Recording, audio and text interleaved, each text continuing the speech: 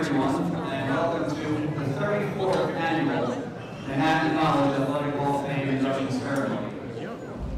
We're very glad, particularly given the situation over the last 2 weeks, that everyone could be here with us in Riverdale to celebrate. I thank all of you for taking the time to travel, to adjust your schedules to be with us, to wait on gas lines to potentially be with us. I do thank each and every one of you for being here tonight. My name is Tom McCarthy. I'm the Director of Alumni Relations for the college.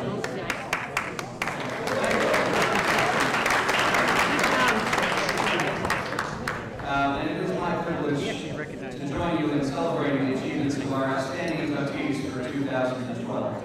And a special welcome to all their family, friends, and teammates who will be here with us this evening. Now, this is a wonderful event for us, for the Alumni Relations Office to host every year and provide all of us with the the ability to honor the contributions made to our athletics program.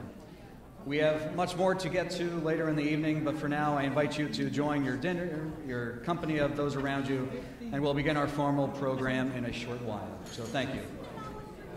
Again, thank you and welcome. This is particularly a great event for us here at the college, and I'm pleased to see such a wonderful turnout for tonight's main event. As we begin our induction ceremony, I would like to invite the following individuals to join me on stage. Martin Collins, courtside announcer for the Manhattan College Athletics Program and tonight's MC.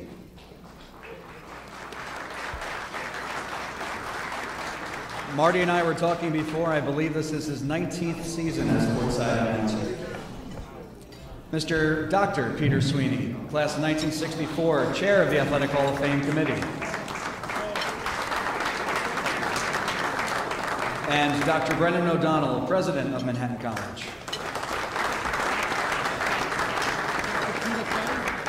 While they're making their way on stage, I would like to thank several people for helping make tonight possible. Firstly, many of you dealing with our Alumni Relations Office no doubt had some interaction with my colleagues who are responsible for most of the behind-the-scenes work. So my thanks to Ellie Calabro, manager of the Alumni Office, Ainsley Wokes, assistant director, our student workers, and our colleagues in college advancement, led by Vice President Tom Moriello. Additionally, support from our athletics department, led by Bob Burns, the Student Life Division, and Vice President Dr. Richard Satterley, our archivist, who many of you have gotten to know, Amy Sorak, and all of the members of our Athletic Hall of Fame Committee who put in a great amount of effort in making an event like this a success. Not only does the committee invest their time and energy to review and select our inductees each year, but oftentimes they themselves join others in putting together the nomination material for candidates. It's an incredible process, delving into the research and the archives. Some of the write-ups I've seen are just truly impressive. The selection committee is rigorous in their expectations of these nominated. A Hall of Famer is not only distinguished by a record of exceptional athletic achievement, but also their significant contribution to the Manhattan College community as students, athletes, and alumni. If you'll permit me a moment to give a plug, nominees are needed year after year, so if you have somebody in mind and you'd like to consider nominating someone, some information is within your program, and I would ask you to do so. I'm happy to say personally, finally, that I have one of my own nominees being inducted tonight. It took me a while. You'd think I'd have some pull, but I don't. But it really is a rewarding process, so I do encourage you to do that. Speaking of the committee, it is my pleasure to introduce Pete Sweeney, who's in his first year as chair, to add some of his own remarks. All right, thank you, Tom. The Hall of Fame is a standing committee of the Alumni Society, and ours is the oldest Catholic college alumni society in the United States. And the primary purpose of the Hall of Fame, obviously, is to honor those alumni and friends of Manhattan College who have contributed in a significant way to the college through the field of athletics. The Hall of Fame is sponsored in memory of Neil Cohallen, class of 1928. And for those who may never have heard of him, Neil earned 11 varsity letters while competing in football, basketball, and track and field while a student at Manhattan College. From 1929 to 1942, Neil coached Manhattan basketball and had a winning percentage of .667 in his career. His career was interrupted by service in World War II, and upon his return, he took on a new job. It seems there was this startup franchise available in New York in something called pro basketball, and Neil Cohalan was the first coach of the New York Knicks. So that's right, Jasper fans. All right, we were the first coach in the Knicks. As Tom mentioned, we're looking for nominees consistently from anyone who was interested. There is a template available on the alumni page and the website, which will help you with that. And once the committee receives the nominees, we go through them, and the election process is open to individuals who fall under one or more of three categories. The first category is any alumnus who has academically qualified student participated in our athletic programs and whose class received a degree at least 10 or more years prior to his or her candidacy. Our second category covers athletic directors, coaches, and athletic staff, preferably those with at least 5 years of service to the college. And finally, friends and alumni of the college who have regularly enhanced interest in and the success of Manhattan College athletics by their career body of work. And those categories are not mutually exclusive. We have many who have served in multiple capacities. Tonight, we are advancing a tradition that began in 1979 with the induction of the first 5 members of the Athletic Hall of Fame. In addition to Neil Cohalan, the fabulous 5 included Brother Jasper, the school's first athletic director and baseball coach, who is credited as the founder of the 7th inning stretch, which became a time-honored tradition in baseball. Classmates included Vincent DePaul Dratty, who was a star quarterback as an undergraduate, a dedicated alumnus whose generosity contributed to the gymnasium which bears his name. In that class was Junius Kellogg, the most courageous Jasper of all, who stood up to the mob and exposed gambling, which had infected college basketball in the 1950s. And finally, Lindy Remigino, the class of 1953, who was dubbed the world's fastest human after winning the 100-meter gold at the Olympics in Helsinki. In 1983, we added Brendan Pete Battle, an offensive and defensive stalwart who played 60 minutes a game at fullback and linebacker and served as captain of the Jasper football team, which played in the inaugural Orange Bowl. 1984 brought 4 new inductees, 3 of whom had competed in the Olympics as outstanding middle distance runners, namely Eddie O'Toole, Tom Murphy, and Mike Keogh. Rounding out the inductees that year, which sounded like the class of the Irish Tenors, was a guy named Don Dunphy, who also ran track at Manhattan, but became best known as the Dean of American Boxing Announcers. Now, naturally, Manhattan being founded as a male educational institution, football, baseball, basketball, track and field dominated the inductions through the decade of the 80s. With the passage of Title IX in 1972 and Manhattan's transition to a co-ed institution, the stage had been set for a significant change in future Hall of Fame nominations and inductions. Our first female member and First Lady Jasper to score 1,000 points, Mary Ann Riley from the class of 1982, was fittingly inducted in 1992, the first year she was eligible for nomination.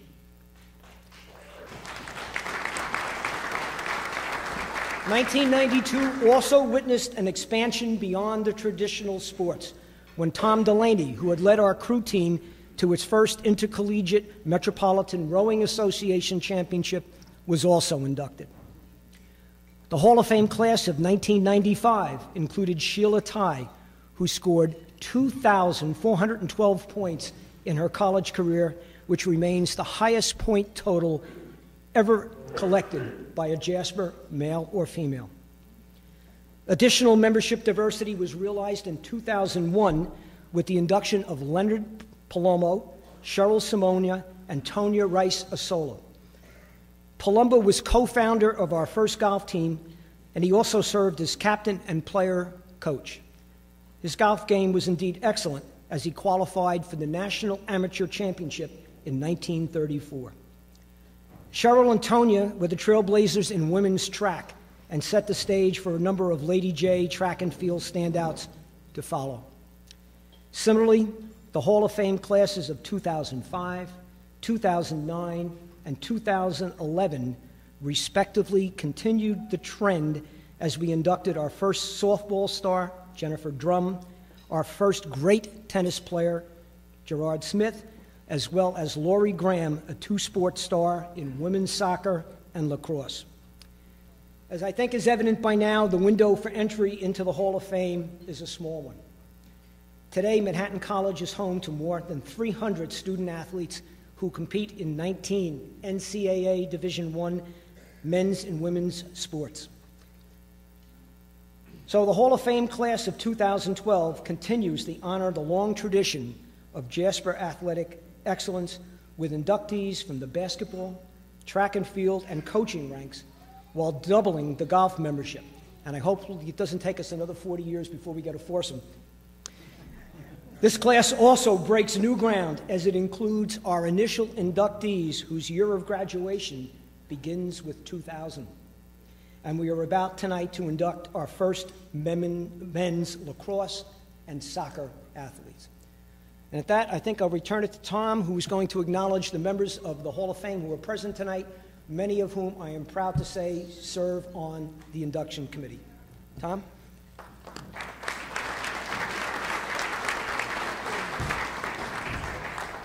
Thank you, Peter. Thanks for your insight into the Hall of Fame, and I speak for everyone here when I thank you also for your hard work with the committee. Before we get to introducing this year's inductees, we would like to acknowledge the Hall of Fame members present with us this evening. Please rise when I call your name and remain standing until everyone's been called. Hopefully we have everyone. If I miss somebody, stand at the end. We'll acknowledge you anyway. Mr. Edward Bowes, class of 1964, inducted 2002. Bob Burns, class of 1968, inducted in 2003. John Jack Carey, class of 1956, inducted in 1996. Father Jack Culinac, class of 1951, inducted in 2011. Thomas Delaney, class of 1971, inducted in 1992. Roger Frieda, class of 1967, inducted in 2010. Jason Hoover, class of 1997, inducted in 2008. I was made aware that Johnny Doc Johnson was unable to be with us tonight. He does send his regards. He's inducted in 1982.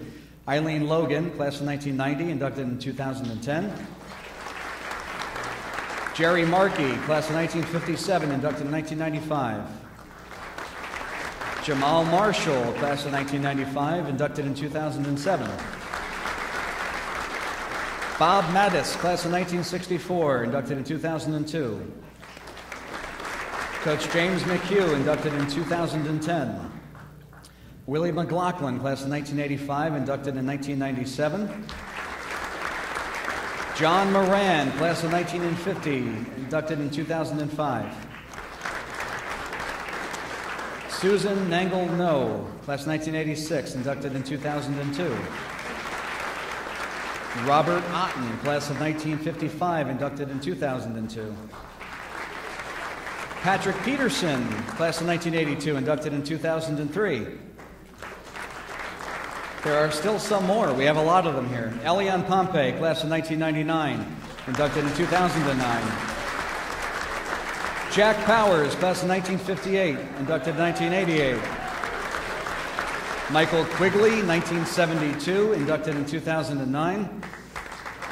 Mary Ann Riley, class of 1982, inducted in 1992. Ignatius Rienzo, class of 1950, inducted in 2007. Bridget Robeson Costigan, class of 1988, inducted in 2002. John Schoenberger, class of 1959, inducted in 2000. And finally, Lisa Toscano, class of 1979, inducted in 1994.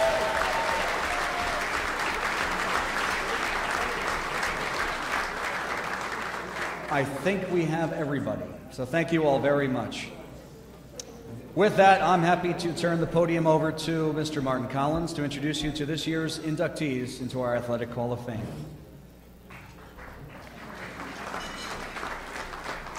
Thank you. Good evening, everyone. Thank you, Ronnie. Pleasure to be here. And we will begin with our first inductee, Richard Alexander, class of 1981.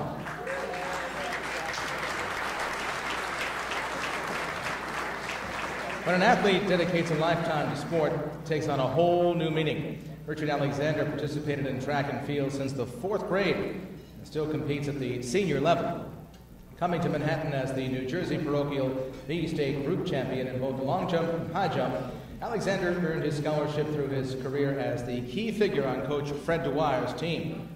Alexander either set or tied at least 10 indoor and outdoor high jump records. His indoor record climbed from 6'10" to 6'11 and a half, while his outdoor record started at 6'8" and reached 7'1 3/4, which still stands as the school marks some 32 years later.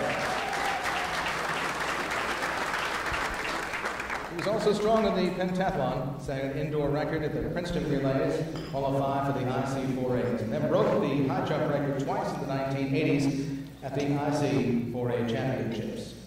Alexander scored in 8 New York Metropolitan Collegiate Championships, many as a champion, and 6 IC4As. He placed second in the 1979 behind Frank Jacobs, the U.S. indoor record holder, and he competed and qualified in many of the grand-scale track events, including the NCAA Championship, the U.S. TAC Championship, Milrose Games, and the 1980 Olympic Trials. Graduating with a major in computer information systems and a minor in accounting, Alexander was involved in many activities on campus. He was president of the Resident Student Association, wrote for the Quadrangle, and was a projectionist for the Brotherhood of Visual Dynamics, which showed movies on campus. Alexander did not let graduation stop his love for track, and he still competes to this day. At the age of 40, he was ranked #1 in the world in the Masters high jump with a leap of 6'6". For more than 7 years, Alexander has been sharing his knowledge with new talent at the Roxbury, New Jersey Youth Track and Field Program in the Lakeland League. He currently works in product management and is married to Ann. Richard, you've proven that dedication and commitment lasts a lifetime, and you've shared your enthusiasm and knowledge with countless track and field students of this generation. You've made a lasting legacy in Manhattan College with records that have remained long after you left the quadrangle. Richard, Manhattan College tonight proudly welcomes you into its Athletics Hall of Fame.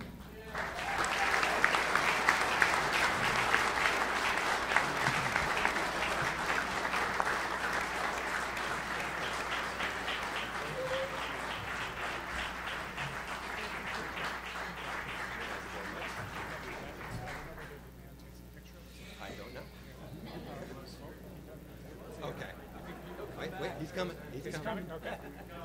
Do you want us here?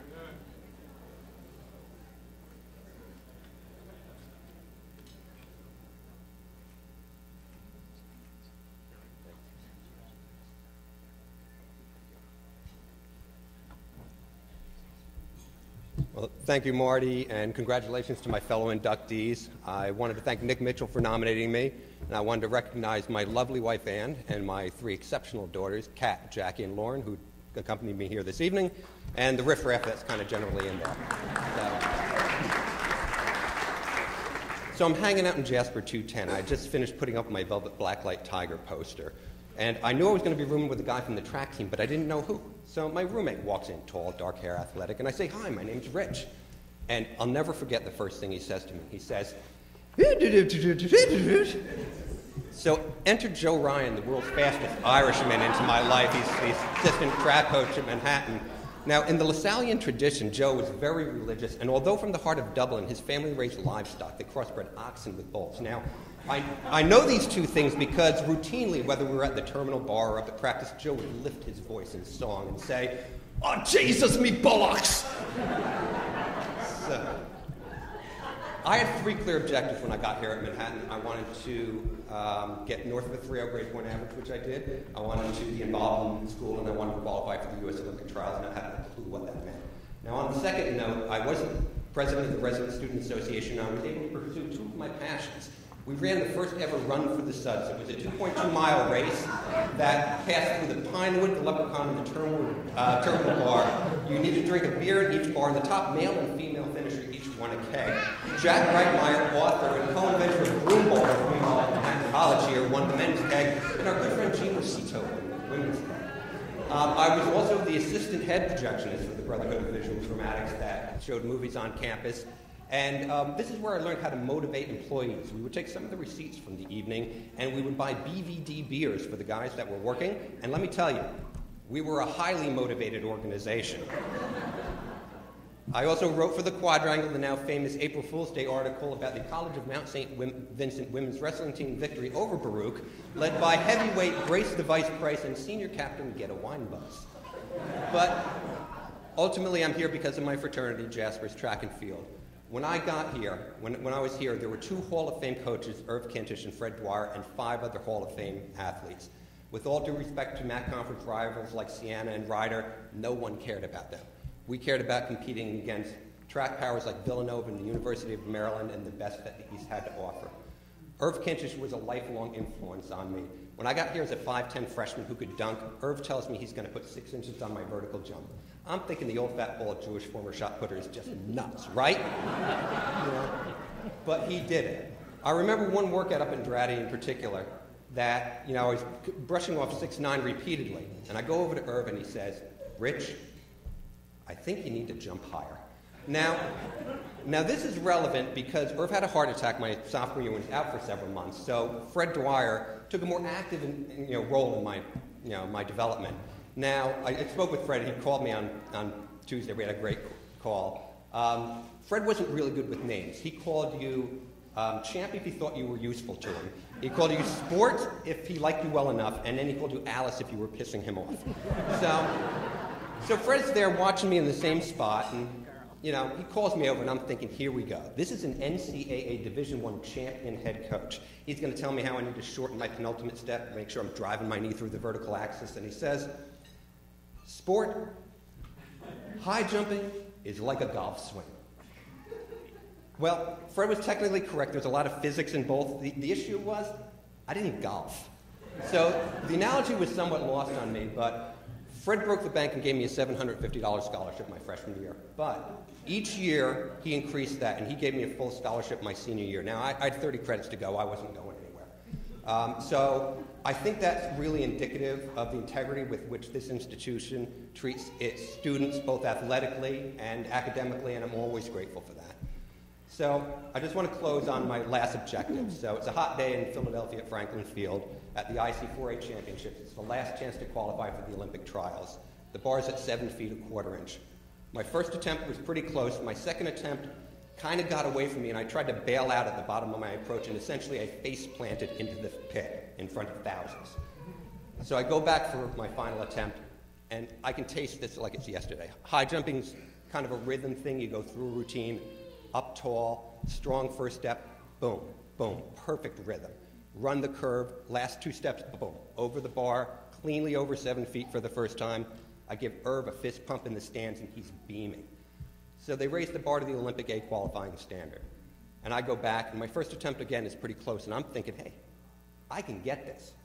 Second attempt, again, perfect rhythm, up, hip height just in front of the bar, slightly brush the shorts on the way over, and it was the culmination of everything I wanted to accomplish here at Manhattan College. That day was life-changing for me, but then again, my entire experience here at Manhattan College was life-changing.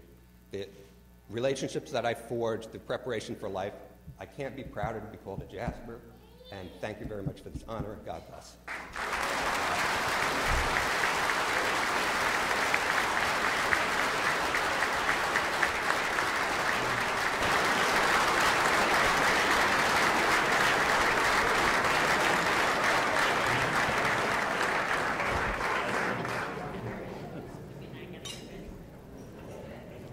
Our next inductee is James Amandola.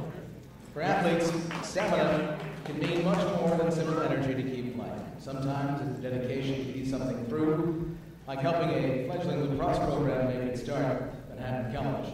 James Amandola impacted the sport on and off the field. A respected goalie at Patchogue Medford High School, James came to Manhattan College to play lacrosse on scholarship. He made himself known immediately with 286 saves in his first year, which ranked 5th overall in Division I play. Averaging nearly 20 saves per outing, Amandola received Rookie of the Week honors 3 times and served as a catalyst for the Jaspers' first Division I victory. As a sophomore, he helped Manhattan reach the MAC championship game. The MAC continued to bestow honors on James with multiple Defensive Player of the Week selections and a spot on its MAC All-Tournament team. His perseverance was clear as he racked up minutes as quickly as saves and finished his career with 3,533 minutes played. He is the only 3-time outstanding performer in Manhattan College lacrosse history. In 2001, Amandola was selected captain. During his senior year, the team went undefeated for the MAC season and won its first MAC championship. He was the tournament's MVP and again was named All-Tournament. He was also honored with the MAC Defensive Player of the Year award.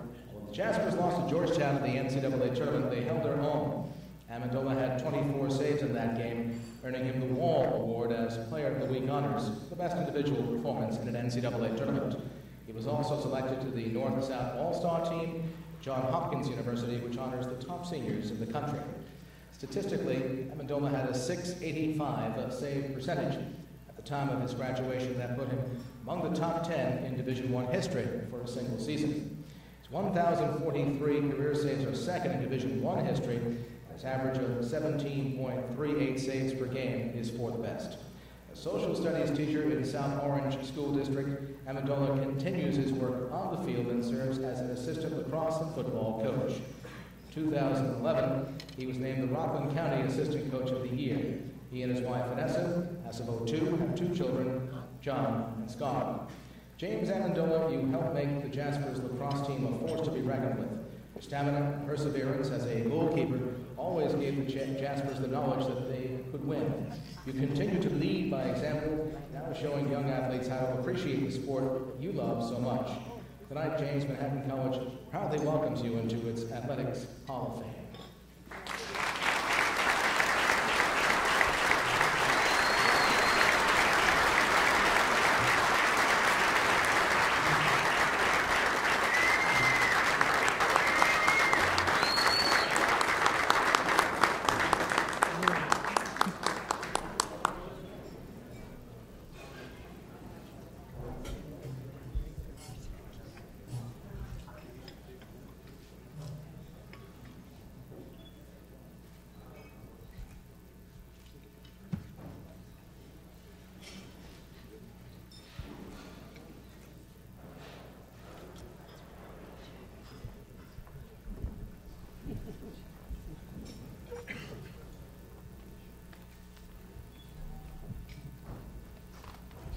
It's a tough act to follow. Nice job. Thank you to Manhattan College, the Hall of Fame, Dr. O'Donnell, Dr. Sweeney, the athletic staff, Mr. Burns, alumni relations, and all the others who made this night possible. Congratulations to all the other inductees. I am truly honored to be standing here with so many talented and deserving people. Winning an award such as this is extremely humbling. When I sat down to write this speech, I naturally Googled how to write an acceptance speech. Who didn't? In today's technology-crazed society where we expect answers right away, how else would I begin this process? But I continuously found myself web surfing with not much luck. I'm a sap for online advertisements, and I suppose that's why the UPS guy, the FedEx guy, we know them by their first names at my door. But for lack of a better term, I clicked around in cyberspace and wound up chasing my tail. When I began to deeply reflect about my experience at Manhattan, as a student, as an athlete, it was far from the conventional cookie-cutter ideal of how to achieve success. There is not one memorable moment on the field that I can point back to in my journey, but there are a lot of people who cared about me along the way, which is ultimately why I'm here and therefore why I had success. This honor is only possible because of them. As a former NFL great and character education expert, who I follow and whose philosophy I try to model as a coach today, Joe Ehrman. He said that life is about relationships and making a difference in other people's lives.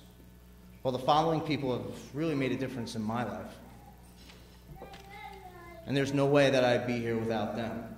My good friend, a mentor to me, and former Jasper, Jimmy Artizone, he often tells players that they're student athletes first, not athlete students. And those are priorities that I think people mix up, even today. With that in mind, I would like to thank my mom, my dad, for recognizing this and emphasizing, no matter how difficult it was for me to finally understand that and the deeper meaning of it. I also want to thank them for supporting my decision to play lacrosse. It wasn't easy. I still remember the day where my dad was pretty perplexed that I was putting down the baseball and picking up a lacrosse stick. He and my mother soon fell in love with the game just like I did. Their passion for my love of the game is something that I hope to pass on as a parent. My grandmother, my grandfather, whose birthday it is, and my sister Melissa, all of you have always been a source of inspiration and stability for me. I don't think you realize how much you've motivated me. My in-laws, Anne-Marie Michael, Aunt Sue, Matt, Raquel, thank you for being here. I'm lucky to have you. I'm lucky to have such a loving family. And I admire your caring nature and selfless demeanor no matter what the circumstances. All my friends, colleagues that are here, Artie, Eddie, Molly, Mike, Mary, Joe, and Liam, best AD in high school sports. You've all helped me in a variety of ways during my time, either at Manhattan College or during my professional and personal life. I'm lucky to have you. Lisa T., Doc, training staff, thank you for keeping me on the field. Playing such a physically demanding position as goalie, I often found myself seeking your attention. Your care doesn't go unrecognized, so thank you very much. Coach McEntee, who's not here with us today, world-class coaching and tough love. I don't know how to describe it other than that. He gave me a chance, and he helped me recognize that a game can teach oneself about the ups and downs of life. I was reading a book recently called The Talent Code by Daniel Coyle, and it stated that if you don't love something, you'll never work hard enough to be great.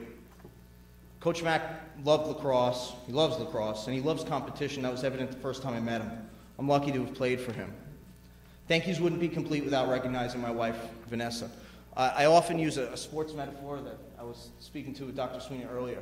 I met my wife, and I really outkicked my coverage.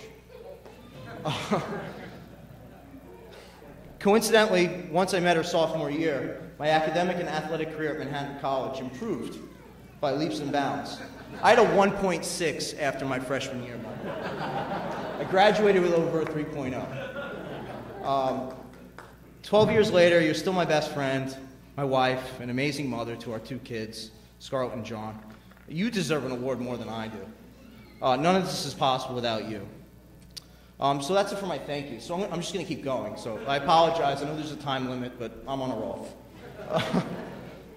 Sports have become a defining attribute for men in our society, and that's truly unfortunate.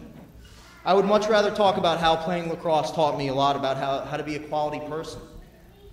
Wins were just a byproduct of playing on a team that cared for one another and genuinely loved being around one another.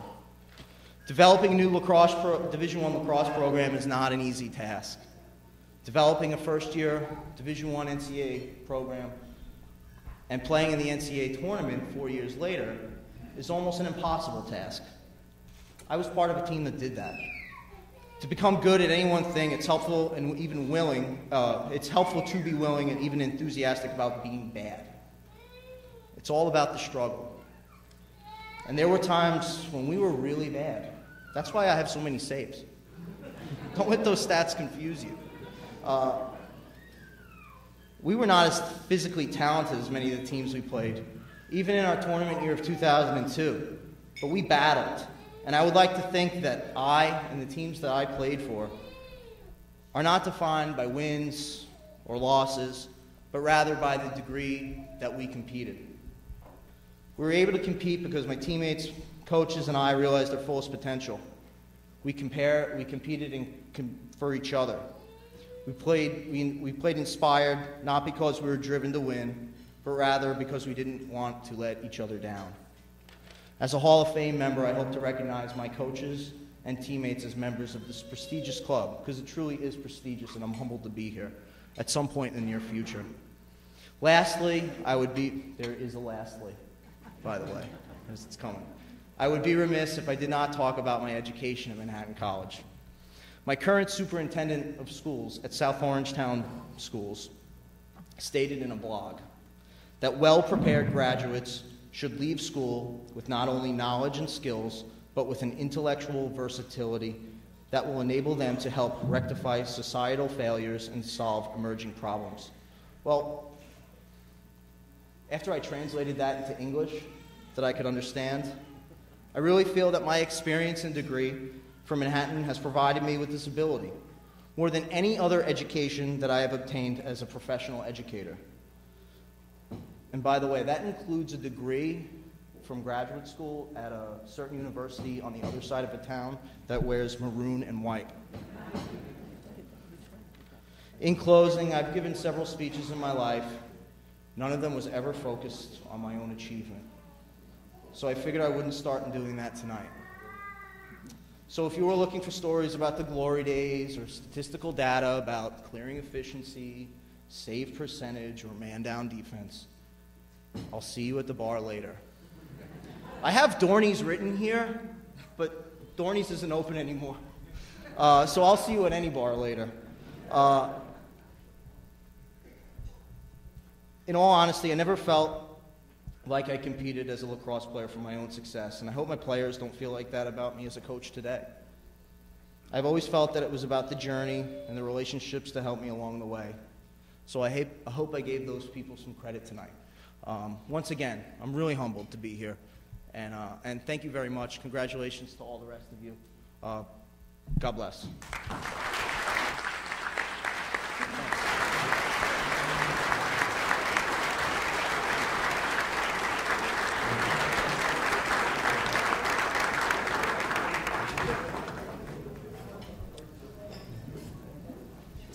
Ladies and gentlemen, our next inductee is George Fisher, class of 1974.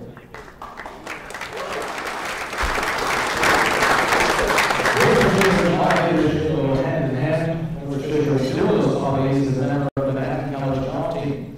As a sophomore, he was named captain, a role he held for the next 3 years, and a feat Ken Gordon said was not repeated in Jasper sports. George Fisher came to college with all credentials already set as a Suffolk County High School golf champion for 3 years. As a freshman, Fisher showed the leadership by competing in the National A snowstorm. Many of the final golfers equated, but Fisher, following his early green dance, finished with a round of 81. His effort gave the Jaspers their first win over Longley at West Point. It was this tenacity that earned him a regular team nod. He continued to clean ways with Jasper, and set a school record, the round of 68, remained unbroken until 2009. In 1972-73, Fisher earned a medal versus Seton Hall, shooting 81. Shot 78 against Columbia and Cornell and Omni. As a senior, he shot the lowest Jasper score in the ECAC tournament, and the best round to Jasper was at the Metropolitan Golf Association tournament. For the third year in a row, he was named the most outstanding college performer. He was also named outstanding college athlete in America for 3 years, and was a member of the East List from 1972 to 1974. After graduation, Fisher was awarded a graduate assistantship at the University of Denver. He spent the early part of his career coaching basketball and golf at several universities, including Northern College in Ashland, Wisconsin, and University of Minnesota Duluth. Following UND, Fisher coached the Division II All-Team National Championship and made 6 NCAA appearances. He still holds the highest winning percentage at UND, with a record of 340-25. He was inducted to the Athletics Hall of Fame at both Northern and UND. Fisher has created a scholarship through the State Farm Insurance Company, where he has worked for 25 years, and was instrumental in creating the State Farm College Open. He and his wife, Christine, 2 daughters, and a granddaughter. George was willing to show what it takes to be a true athlete, even playing for a snowstorm. He sure was scored down. He was shown my leadership on the course as a captain of the team for 3 years. He made all support of the Manhattan College home. Tonight, George, Manhattan College proudly welcomes you into its athletic hall of fame.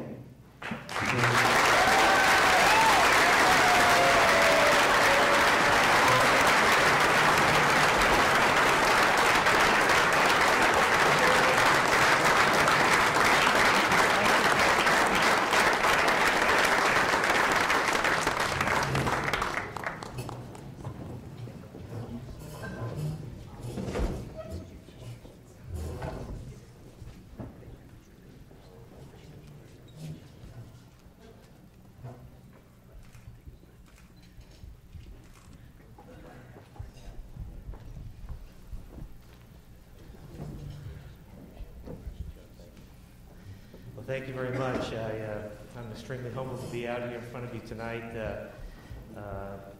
It's exciting to be here and be part of this special family. I want to offer my congratulations to all the other inductees. Special thanks to all my relatives and friends who showed up here tonight, and particular thanks to the whole golf team. The whole golf team stand up here. I appreciate you guys being here today. Thank you very much.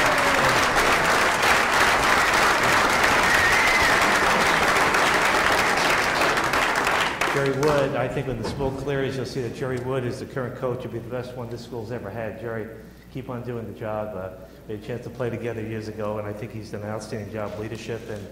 And the players that I've got to know personally on the team are certainly terrific young men and represent this college very well. I want to, with your permission, I want to do something a little different. Had a special friend of mine flew all the way in from California to be here tonight, our first granddaughter. And I'd like to have her stand up. Ashton, would you stand up right there? She was born September 20th. There she goes.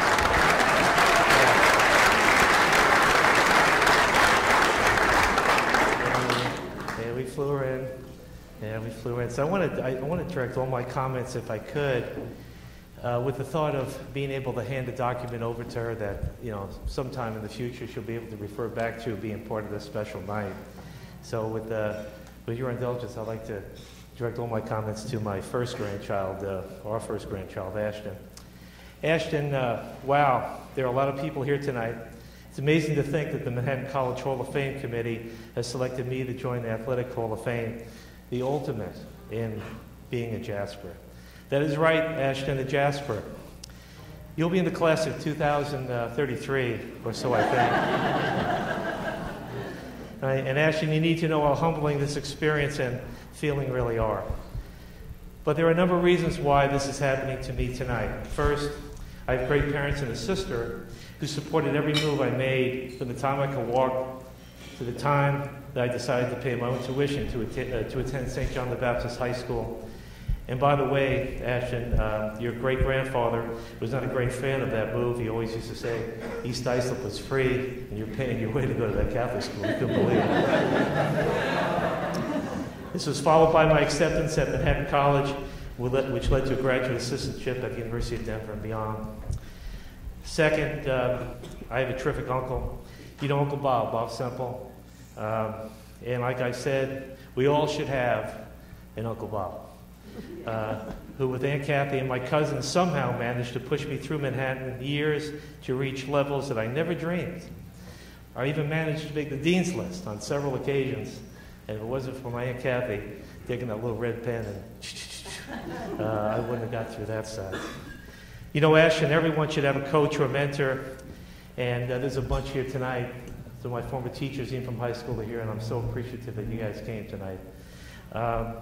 I've been lucky to have a bunch of, and at Manhattan, both Ken Norton and Jack Powers were at the top of that list. Ashton, you need to know, when I was a freshman, Coach Norton did not want to put me in the lineup. In those days, freshmen could play varsity, although I played basketball. We had to play on the freshman team before varsity. After missing the first couple matches in the spring, this is after I made the team in the fall, I went to visit him and asked him when it was going to be my turn. Well, he knew why I was there, and he told me I would have to be patient. And Ashton, you're going to have to be patient. Young people Right, fellas? We're not as patient as we'd like to be. We had 5 seniors and 1 junior on the team, and only 6 could play. Well, he also said he would take me to a quadrangular match with West Point. We had played West Point in basketball. Bobby Knight was the head coach. I think Sheffield was the freshman coach. We got hammered up there. My only experience at West Point, so I wasn't really looking forward to going back up there. But he was allowed to take 7 players, and I was the number 7 man, and which means they took the best 5 scorers out of 7 to determine the winner. Well, it started out to be a beautiful day. Ashton and I even birdied my first hole, and that's really after all the generals and colonels left. They didn't wait around for the number 7 guy. Then after about 10 holes, it started to rain. Then by the 15th hole, it started to snow. And the number 6 men at that point quit. And so we took the best 5 out of 7 scores, and I looked at the other guys, and I said, hey, I'm not quitting. This is my first match, man. We're not quitting. So I pretty much intimidated the West Point guy to hang in there with me for the rest of the match. We finished in the blizzard. And if I did not finish, we would have lost, because we would have counted in 93. And I ended up shooting an 81, which gave us the victory. It was the first time we ever beat West Point at West Point. By the way, Ashton, I played in every match as the number 1 man and every tournament after that. Ashton, I learned a lot about myself that day. The next year, Coach Norton called me into his office. In those days, it was kind of neat to get the old pocket schedule, and I picked it up, and God, my name was the captain of the team. I'm going, what's going on here? Because, you just didn't think of it as a sophomore, having that type of leadership position at the school. And he said, hey, this first time, according to him, that a sophomore was ever selected captain of an athletic team at Manhattan College in its history. I said, 1853 is a pretty long time. Somebody else must have done it. He said, no. He said, no. And Ashton, you know what he told me? He said, act like one. You're a leader. You're the number 1 guy. You're the guy we're counting on. And I took that, really, with me for the rest of my life. Well, Ashton, you cannot graduate from a great school, have graduate assistantship offers, be lucky enough to be married for 37 years to a great woman, my wife, Christy, have the best children in the world, and by the way, they all flew in from California to be with us tonight. Be the winningest coach for several college programs in my career. And I did have a really, I wouldn't have done anything in coaching if it wasn't for my experiences at Manhattan to position me. And believe it or not, Ashton, I'm an executive for a Fortune 30 company and been that for the last 25 years. Can you imagine a PE major being an executive for a Fortune 30 company?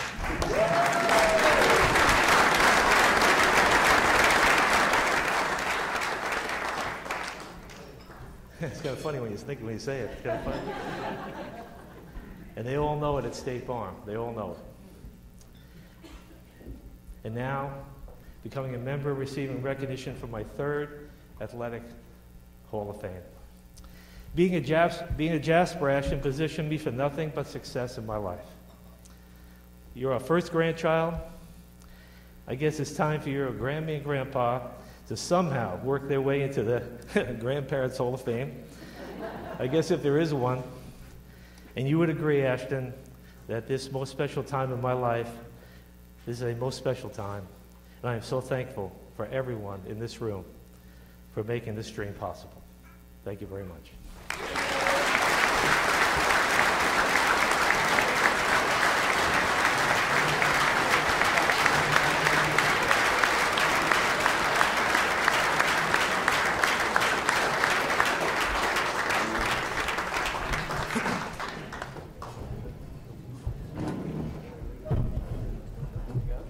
Ladies and gentlemen, our next inductee is Fran Fraschilla.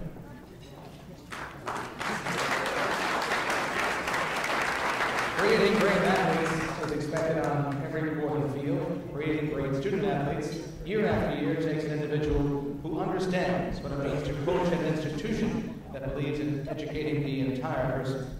Fran Fraschilla, head basketball coach from 1992 to 1996, always strived to develop successful student athletes. Fran believed in educating the whole person, and his tenure at Manhattan College is indicative of that philosophy. Fran had the highest winning percentage, 716, of any men's basketball coach in Manhattan College history. He brought each of his Jasper teams to the postseason. Storybook postseason came in 1995 when the Jaspers were the first MAC team to receive an at-large bid to the NCAA tournament and knocked off Oklahoma in the first round. Fran was recognized as the MAC Coach of the Year. The many outstanding numbers associated with Fraschilla, perhaps the most significant is a 26-5 record, still stands as the most single-season victories in Manhattan College history. Fran started his coaching career with Manhattan's first NCAA bid in 35 years, ensuring the 11th NCAA tournament seed. While it lost to Virginia in the first round, it set the tone for his tenure. The next two seasons saw outstanding records and NIT bids. Fraschilla excelled in key rivalries by consistently beating Fordham, Iona, Siena, and Fairfield. He brought glory to Trinity Gymnasium with a home record-winning streak that lasted longer than an entire season and became one of the longest winning streaks in the entire country. His players have become some of the greatest Jaspers ever, with many enshrined in the Hall of Fame. Fran left Manhattan to coach St. John's University and the University of New Mexico.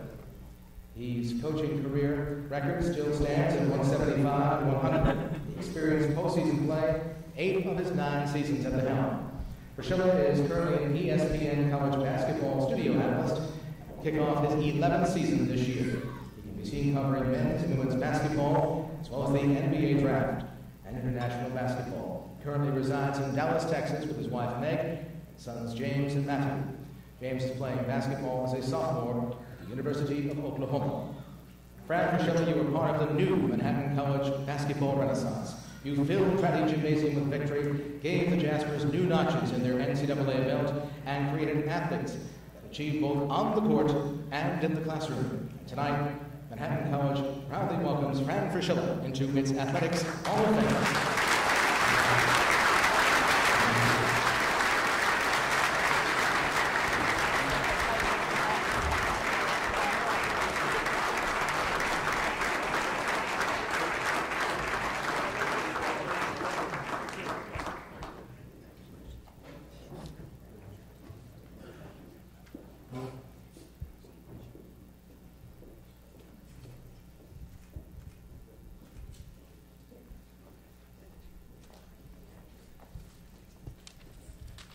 It's great to be back, and it's great to be what I consider my home as a basketball coach. First of all, I want to thank President O'Donnell and Pete Sweeney for this honor.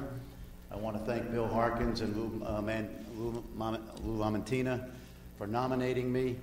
I want to thank Brother Thomas Scanlon, who I know is not here tonight, who was a tough boss, but a great man and someone that I came to admire during my 4 years. I want to thank Steve Lapis, who left me a program with incredible guys.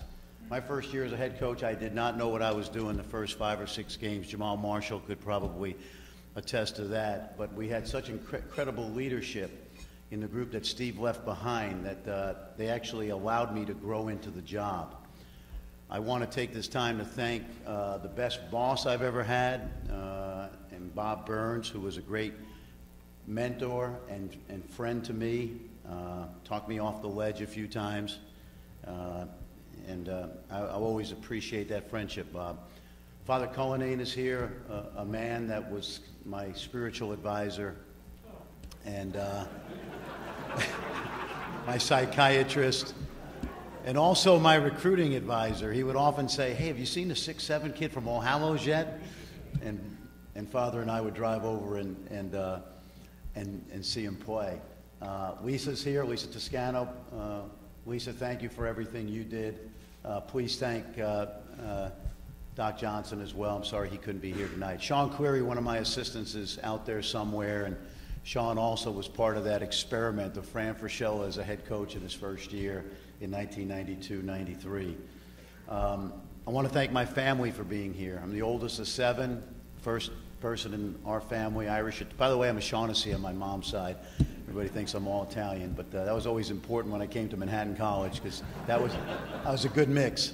That was a good mix. But a lot of my family members are here tonight, and I thank them for coming. And I also want to I don't get inducted into too many Hall of Fame, so we haven't done this too often. But my wife has been with me for 24 years. She's put up with my idiosyncrasies and this whole crazy coaching career, and now broadcasting with a lot of travel. She raised 2 boys. They grew up in Dratty Gym, both of them, and one's 20 years old, one's 17. My wife, Meg, thank you for everything you've done. Yeah. I want the guys to play for me, just to stand up for a second, would you? Go ahead, stand up, guys. Some of these guys are already in the Manhattan College Hall of Fame. Thanks, guys. I want to say this to them. You guys go ahead, sit down, because I think what I want to say is really important, because I never had a chance to tell them this. First of all, President O'Donnell, I think I told you earlier, in my 4 years at Manhattan College, we had 14 members of the MAC All-Academic Team. That's a pretty good average. That's about 3.5 a year. When you think of an all-academic team being 10 guys from 10 schools, Manhattan College was always well represented, and these guys had a lot to do with it. I had a situation, Jack Curran is the coach at Archbishop Molloy High School, and he's probably one of the greatest high school coaches in the history of our country. And I believe Coach is still coaching. In fact, he coached Jason Hoover. And I was on a rental car bus long after I left Manhattan College. And on the bus jumps on Dean Smith, who was the great coach at North Carolina, maybe the best basketball coach in college of all time. And Coach Smith saw me, recognized me, and he said, I just want you to know that Jack Curran told me that the best practices he'd ever seen in his entire career were your practices at Manhattan College. And that was the best compliment. We've had some big wins through the years. Certainly here at Manhattan, we had some monster wins. But that was an incredible compliment to me, and that's simply because I had a group of guys that let me push them beyond what they thought they were capable of handling. And in certain cases, I've had to apologize to a couple of them. Justin Phoenix can't be here tonight. He's a young man that played for us and played with these guys. And I remember his junior year, I finally grabbed him on the side right before our early season practice, and I said, what do I got to do to get you to play better? He said, stop yelling at me. And I said, I'm going to try that. And it worked. He had a couple phenomenal seasons for us. But we had an incredible group. These guys are the best. They are some of the hardest working guys, greatest representatives that a coach could ever have a chance to be a part of. I'm going to tell them a story tonight that they don't know, but I'm going to share this for the first time. In the 94-95 season, we were 19-2, and I told my coaching staff, I said, I'm going to give the guys a day off today. They don't know it. So 5 minutes into practice, I'm going to make up something to get mad at and throw them out. I wanted to keep them on edge because we were having such a great year. I didn't want them to get satisfied. And 5 minutes into practice, somebody turns the ball over, and I throw them out.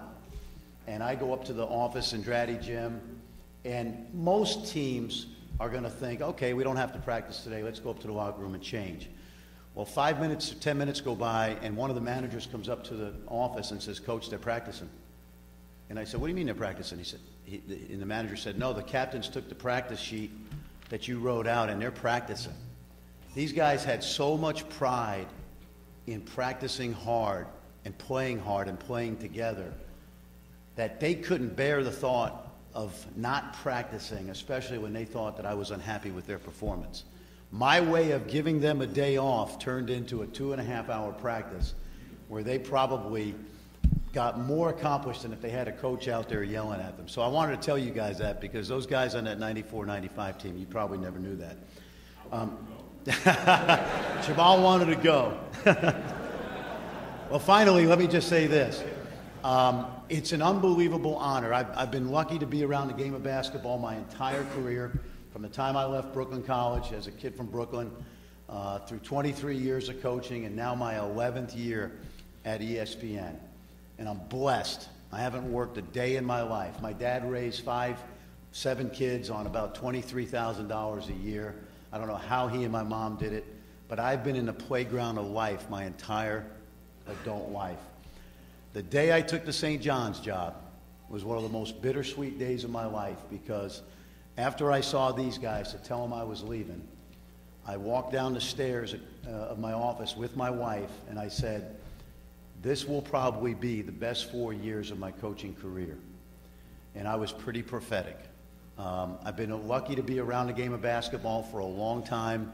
I've had many highlights, some lowlights, but by far the thing I'm proudest of most is representing Manhattan College and coaching some of the greatest guys that anybody could ever coach. Because if they could have put up with my antics for 4 years and survived and now turned out to be pretty good guys, this is a very special group. I thank Manhattan College for this honor, and I'll always be a Jasper, as Bob Burns can attest to. I don't care where I go in this country. Anytime I can mention Manhattan basketball and sneak it in on ESPN, you can bet I'll do it. Thanks very much.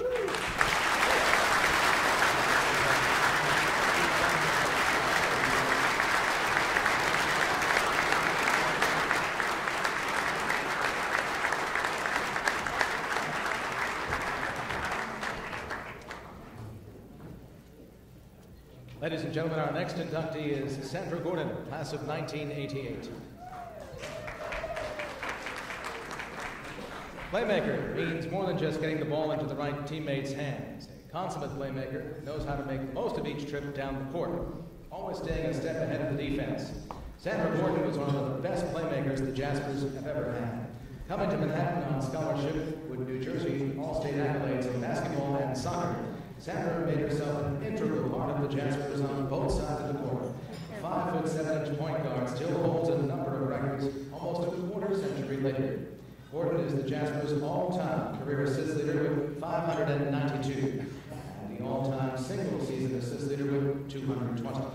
With all those assists, she also put up 916 points, and was the team's steals leader for 3 seasons, giving defense as much attention as offense. Named MVP in the Loyola Invitational Tournament in 1986, Gordon was key to the Jaspers' first ever MAC tournament victory in 1987 under coach and Hall of Famer Kathy Solano. As a senior, she led Manhattan in scoring, assists, steals, and foul shot percentage, shooting 50% from the field.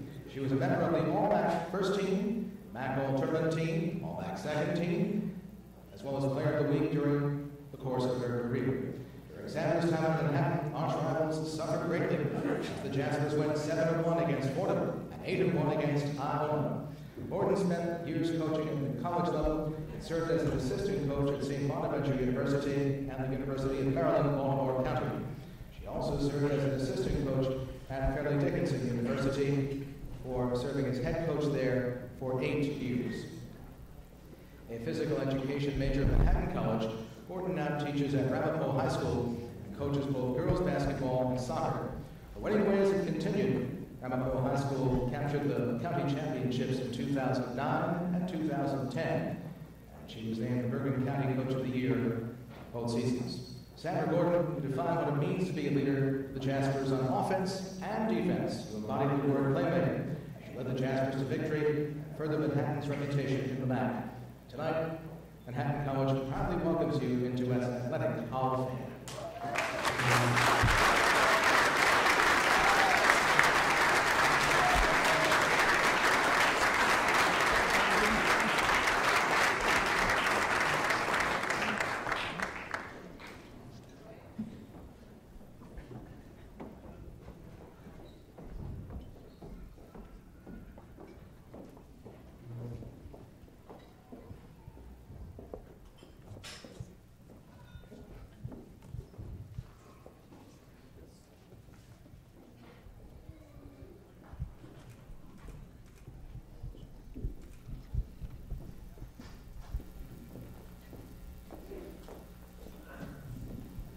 Thank you. First, I'd like to congratulate all the inductees. Certainly a job well done. I'd like to just kind of say my thoughts and prayers go out to everyone that may have been affected by Hurricane Sandy.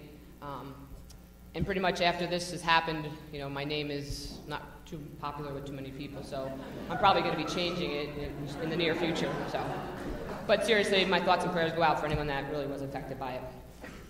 I'm certainly very honored to be standing up here tonight, and I certainly want to thank George Score for his time and all the energy he put into getting me nominated for this award. I'd also like to thank the Hall of Fame committee for their endless hours that went into this, for selecting me for the Hall of Fame, and for making this night such a beautiful night for everyone. So thank you. You know, as I stand here tonight, I share this award with many people. It's certainly not about me, because I wouldn't be standing here if it wasn't for a lot of people. Athletics has been my life from the time I was born, probably with a soccer ball at my feet or a basketball in my hand or a softball.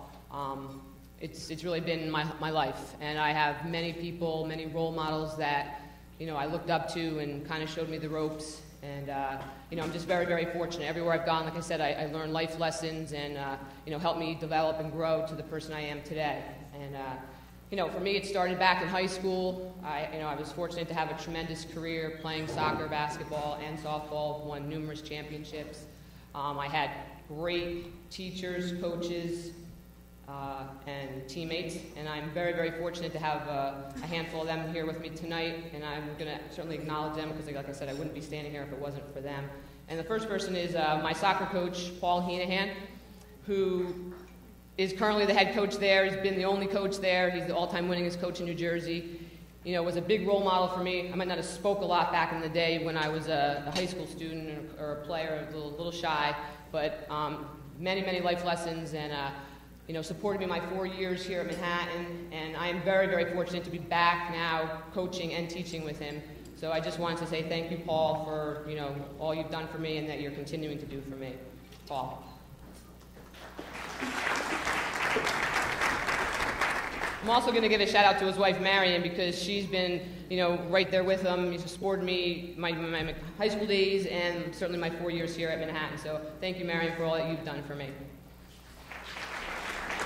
I have another teacher who was a teacher, she was my senior year, taught me 1 year. I learned a lot from her. I've been very fortunate now that I'm back in high school. She's kind of been a mentor and helping me, Leslie Stephen, who's been a great friend and mentor, and I just want to thank her for, you know, being here tonight to support me on my special night. Thank you.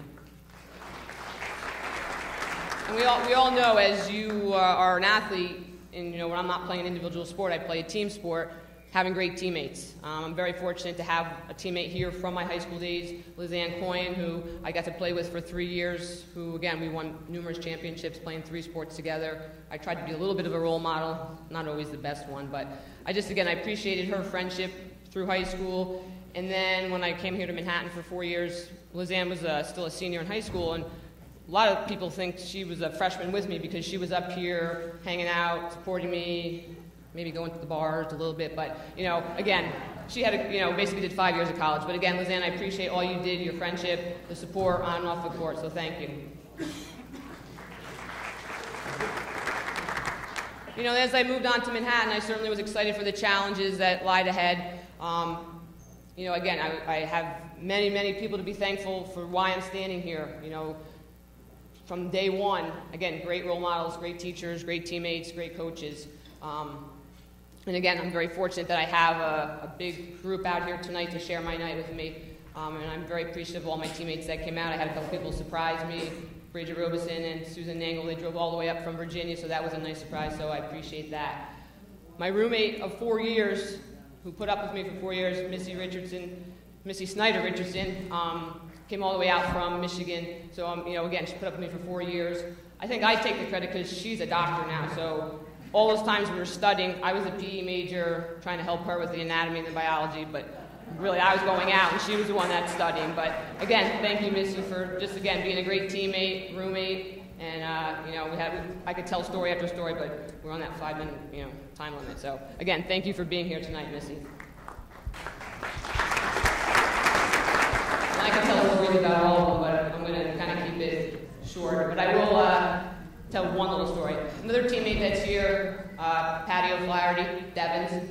I had a couple battles with her in high school. We played against each other versus in high school. And then obviously in Manhattan, she was a great teammate in the sense that she kept everyone loose. I mean, she knew how to balance it. Not that I didn't know how to have fun, but she was one that, would like to go out a little bit more than maybe some of us others. And she'd be like, Sandy, come on, you can sleep on the bus. So will we have a game tomorrow? You can sleep on the bus, whatever.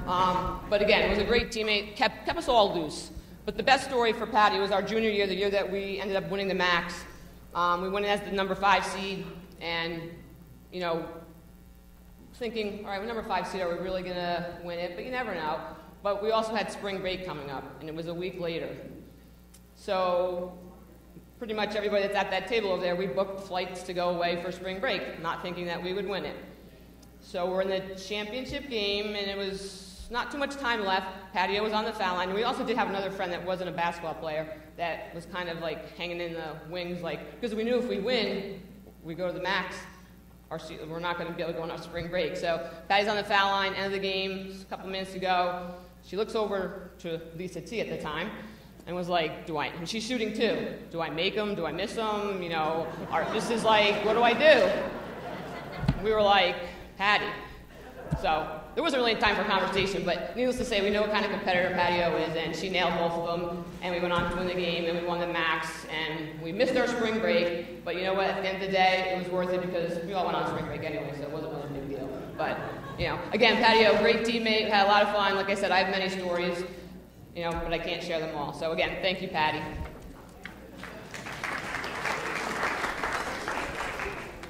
Eileen Sellinger, who somehow is wearing a Hall of Fame tag over there that she's been inducted, so there was a mistake somewhere, just an FYI. She was a little embarrassed because she hasn't been inducted yet, but maybe that's things to come, Eileen. So, again, she was a youngster, she was a junior, another one we tried to show the ropes to. Again, thanks for coming out and sharing my special night. My last teammate that's here, they always say when you're playing a sport, that's your family. And you do a lot of things together. Well, Michelle Mulfinger Gordon truly is a part of my family. Michelle and I played 3 years together at Rampo High School, and then I convinced her to come to Manhattan, which sometimes she, gives me a hard time about, but at the end of the day, it was a good decision. I got to play 3 more years with her here at Manhattan, and then she ended up marrying my brother. So she truly is family. They have 3 beautiful kids, 2 high school boys and a 5th grader. So, again, Michelle and I share stories from back in the Rampo days. It's like having another sister. I'm very, very appreciative of all she did for me when I was a player in high school, college, and now being a sister-in-law, putting up with my brother, so on and so forth. The hardest thing we have to do is try to convince her 3 boys that she really was a Division I athlete, that she really was good, and we were really good. And, the only problem is now they're a little bit big. And they can beat us now, but back in the day they couldn't beat us. So, again, thanks Michelle for your support, your love, and again, I wouldn't be standing here if it wasn't for you.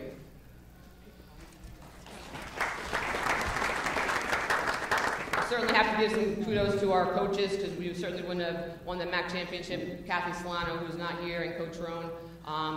Certainly want to thank them for all they've done for me and our team. Coach Solano, was a tremendous coach, was that love-hate relationship, was certainly very tough, very demanding. For me personally, she did a lot of things for me, very good X's and O's, and then when I moved on, after I graduated here to the college ranks, it definitely helped me with X's and O's. So I certainly need to give her some thanks for, helping develop and, for me for the next level. So. Thank you, Coach Solano and Ron Rowan. Again, they're not both here, but I need to give them a shout-out. And then there's 2 other people. I know Doc Johnson couldn't be here, unfortunately. I think he was supposed to come, but, he's not here. So, but Lisa Toscano, those 2, they kept us on the court. They were tremendous, kept us sane, laughing. We're always there for us. So, Lisa T., thank you so much for all you did for the 4 years. And, there's many, many stories, and I miss seeing you, and it's just great to see you tonight. And thanks again for everything you've done.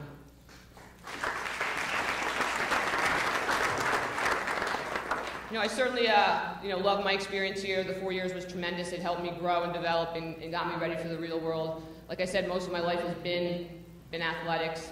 And again, I'm very, very fortunate to have a family that has supported me from day one. And most of my family's here with me tonight. My sister, unfortunately, my big sister, older sister, lives in Tennessee, and she couldn't make it out. Her son was playing a state soccer tournament, so I just want to thank her for her love, her support that she's given me all the years. So my sister Tammy, thanks again. My brother Tom, again, I am the youngest, I'm the baby, you know, I'm the spoiled one, so on and so forth. My brother being the middle child, you know, I just want to thank Tom.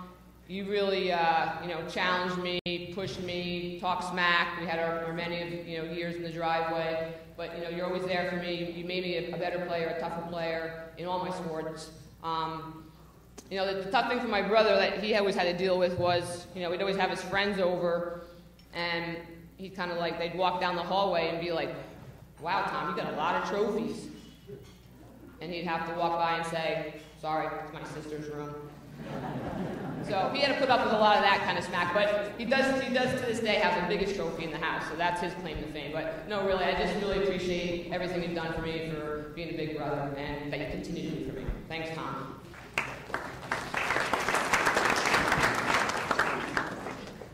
And the last two people I need to thank certainly are my parents. You know, thank you is not even big enough. What my mom, what you've done, you know, the support, the guidance, tough, you know, the tough lessons, the shoulder to cry on, the kick in the butt, the endless rides, you know, showing up at every sporting event that you could get to while working a full-time job. I mean, thank you isn't, like, I can't even say it enough. All right, I love you. I appreciate all that you've done. You're the best mom. We all know I got all my athletic ability from my mother. Let's be clear, so she knows that. But I love you, Mom, and thanks again for everything. And the last person is my dad. Unfortunately, he's not with us, but I know he's up there looking down.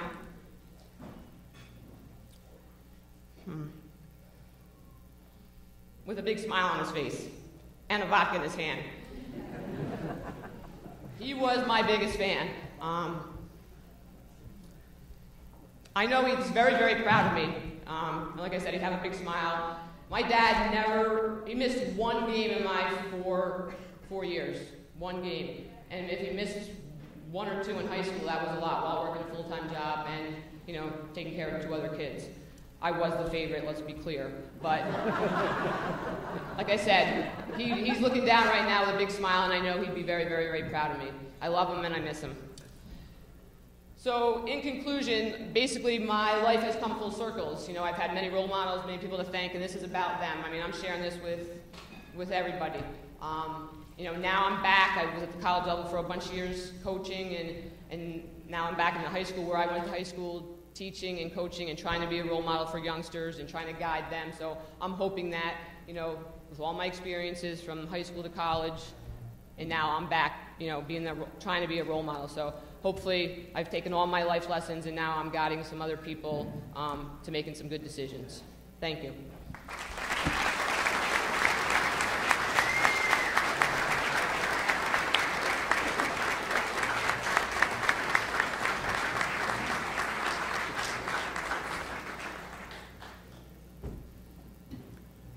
Our next inductee is Bowden Bo Kucyna, class of 1981.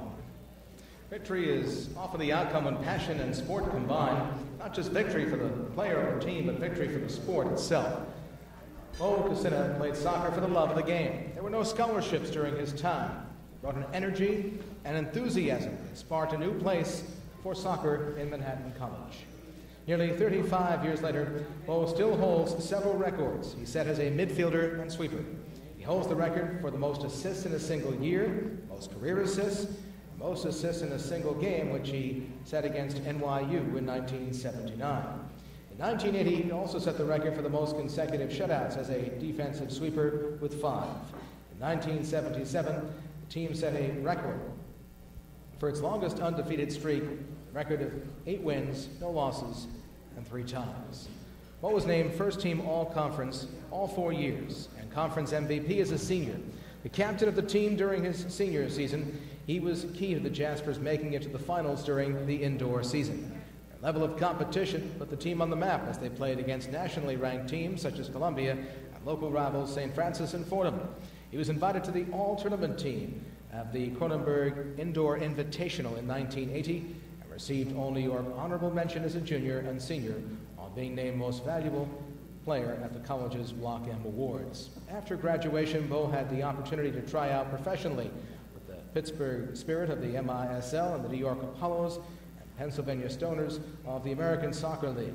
Played on several semi-pro teams before becoming a coach at the youth level. For more than 25 years, he has participated in soccer camps, including Pele soccer camps. Bo and his wife, Kathy, have a son, Kola. Bo has spent his career in the insurance industry and worked at Arch Insurance for the past 8 years. Bo, you continue to set records tonight as you become the first member of the soccer team to be inducted into the Manhattan College Athletic Hall of Fame. Your love of the sport brought soccer to a new level. You laid the groundwork for today's Jaspers, and you set the mark with records that have yet to be broken. Tonight, Bo, Manhattan College proudly welcomes you to its Athletics Hall of Fame.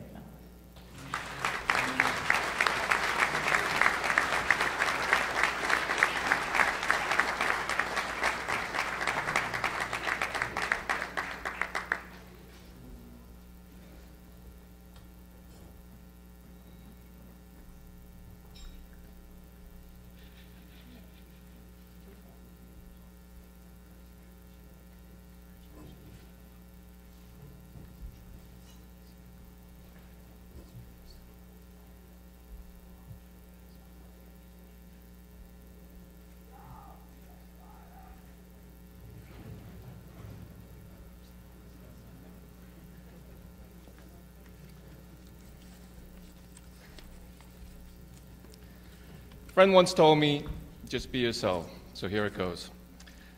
I would like to first of all congratulate my fellow inductees and tell each of you what a great honor it is to share this stage with such deserving athletes as yourselves. I'd like to also thank the Hall of Fame committee members who bestowed this prestigious honor to me.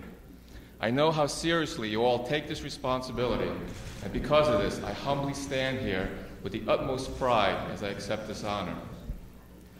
When friends began to find out that I was being inducted, I received comments ranging from, "Congratulations, what a great honor," to, "It's about time you were selected," to, quote unquote, "Are they that desperate for Hall of Fame candidates?" But it's all good, because it was that last comment that made me seriously think, well, how did I get here? And to answer that, I'm going to have to take you through a short journey, my Manhattan College journey, if you will. It was some 35 or so years ago that Manhattan College soccer coach Dal Frater came to Sacred Heart High School to mainly recruit, who I think he'll admit to, my good friend Mike, who was basically a goal-scoring machine in high school. But Sacred Heart Athletic Director, Father Peter McCall, was kind enough to encourage a then shy, naive, immature, average student, me, into talking with Coach Rotter as well. I recall what a sincere interest Father Peter took in helping me, and if he was here today, I thank him for taking the time and effort to guide me towards making an educated decision. After that, it was up to Coach Rotter to make a good pitch for the soccer program, which he did. And while he didn't get his goal-scoring machine, he did get 3 Sacred Heart recruits, including myself. Now, I recollect a few isolated moments about that first training camp so many years ago. I remember how each training session started with a grueling 3 to 5 mile run through Van Cortlandt Park's historic cross-country course. I also remember one cruel and unusual training method requiring us freshmen to give piggyback rides to the heaviest seniors on the team, who obviously had little concern about staying in shape during the off-season.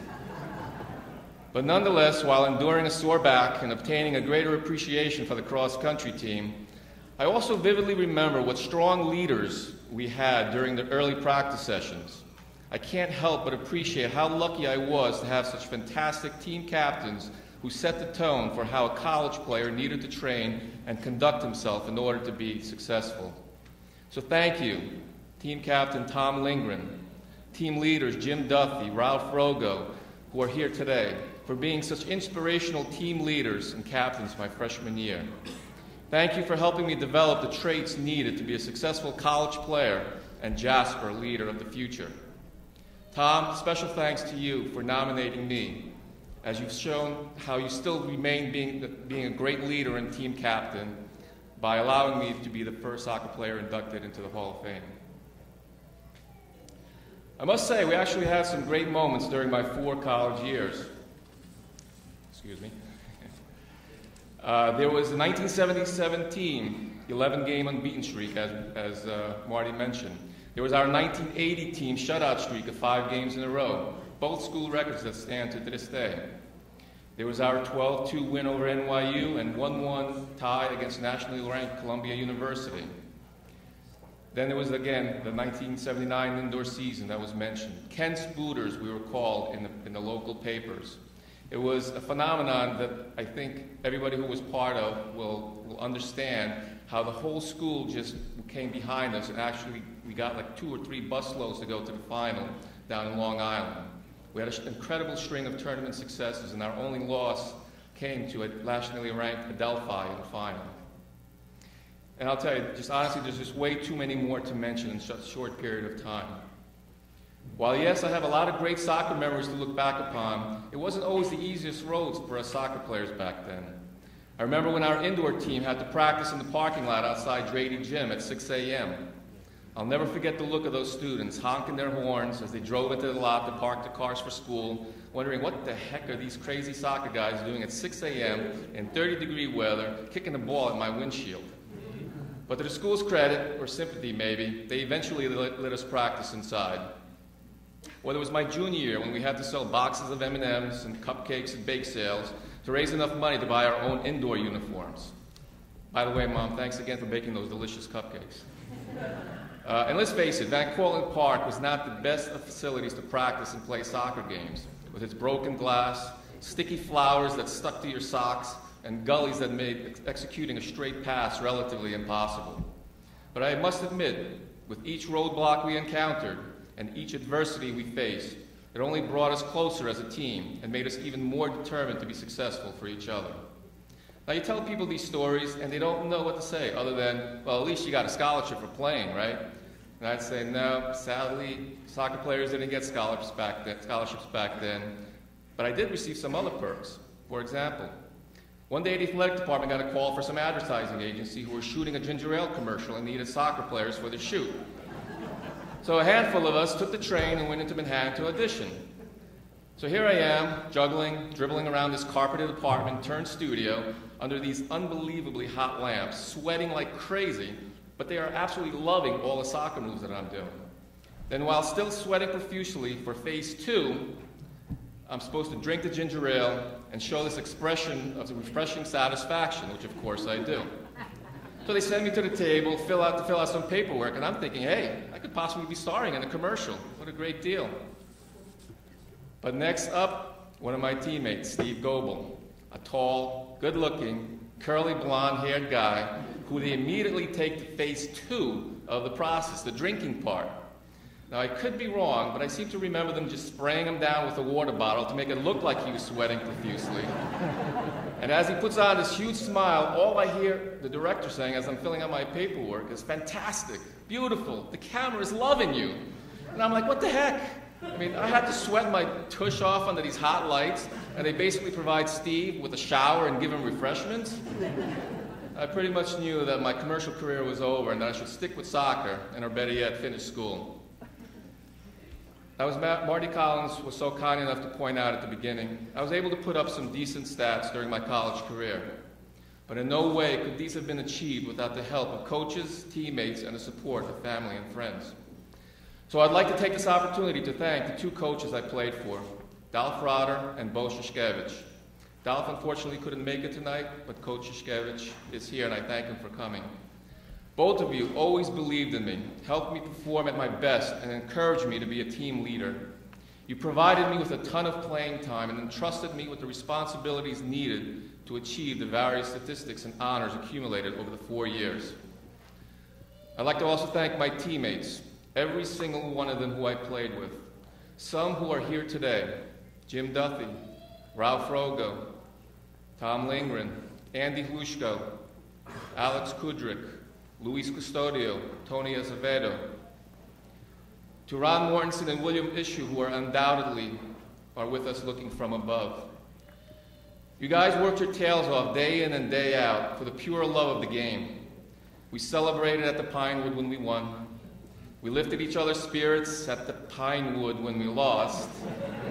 And we had each other's back in those games when, let's just say, things got carried away and we had to go to the Pinewood to discuss that as well. Believe me when I say that I thank you for allowing me to accept some of this glory tonight on your behalf. Because with every assist that I was credited with, there was a great goal scorer to put the ball into the net. And with every win we recorded, there was an enormous team effort and sacrifice from all of you that went along with it. I'd like to thank my friends and family, my two brothers, Yuri and Oris. My brother Oris is here today. My brother Yuri's out in California and could not make the trip. For the constant big brother advice while growing up. To my wife Kathy and son Nicola, who continue to support my soccer passion and addiction to this day. But most of all, I'd like to thank my mom and dad, because without them, their guidance, their love and sacrifice, I wouldn't have been able to attend, let alone complete my education at Manhattan College.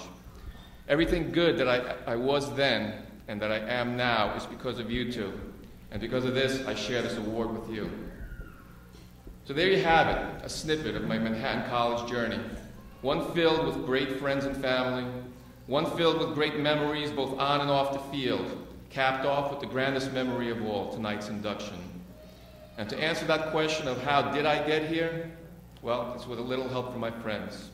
Actually, with a lot of help from my friends and family. Thank you all for attending tonight. Boys, thanks for the memories, and keep on kicking.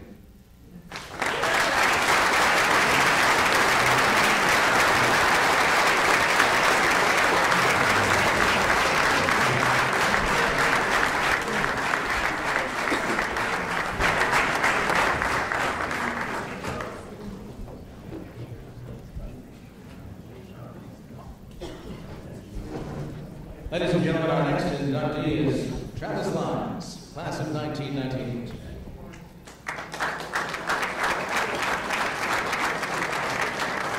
What is a Jasper? The question is asked most games about the opposing team. Often the answer is given without a word, just the great sportsmanship and student athlete. Travis Lyons was a steadfast Jasper, concerned about the game and the team, rarely even aware of his own big statistics on the court with many double-doubles. Travis came to Manhattan College from Washington, D.C., the nickname Mr. Basketball. For the next 4 years, he took on more and more responsibility. As a freshman, he was a key reserve during the NCAA tournament upset win over Oklahoma. The 6'4" forward was the only freshman to play in every game, while shooting more than 50% from the field and sinking free throws when the Jaspers needed the most. As a sophomore, he played in all 29 games, played a crucial role subbing for the injured Hall of Famer Jason Hoover against Niagara in the MAC tournament. Travis scored 12 points and added 9 rebounds in that contest. Junior year, Lyons was starting regularly, considered one of the hottest Jaspers to guard on the court. He continued to shoot more than 50% from the field. As a senior, he was named team captain and shot 62% from the field, the second highest figure in the history of Manhattan College basketball. That year, Lyons averaged 16.5 points per game and continued to be a force of the boards, grabbing 7.6 rebounds per outing. One of his Jasper claims to fame was enabling Manhattan to beat Fordham every year he played here, scoring a career-high 23 points at Rose Hill to give the Jaspers a victory, tied the all-time series at that time of 35 victories apiece. As a senior, he was a true leader, top numbers in scoring, rebounding, and field goal percentage. Travis was named one of the most outstanding Jaspers for the college's first 100 seasons. Named to the All-MAC first team as a senior, Lyons was in the top 10 in scoring and assists, second in rebounding, and shooting percentage. He received a lot of press during his senior year. People suggested that he be considered for the prestigious Haggerty Award. After graduating with a degree in computer information systems, Lyons trained professionally in Europe, started coaching under Fran Fraschilla at New Mexico, coach under Bobby Gonzalez at Manhattan, later for Derek Wittenberg at Fordham. He's currently an assistant coach at Howard University. Travis, you were one of the gentle giants of Jasper basketball. Your statistics showed your strength on both sides of the court and pointed excellence where the Jaspers needed it most. You always found a way to bring dignity and pride to the question and answer, what is a Jasper? Travis, tonight Manhattan College is proud to welcome you to its athletics.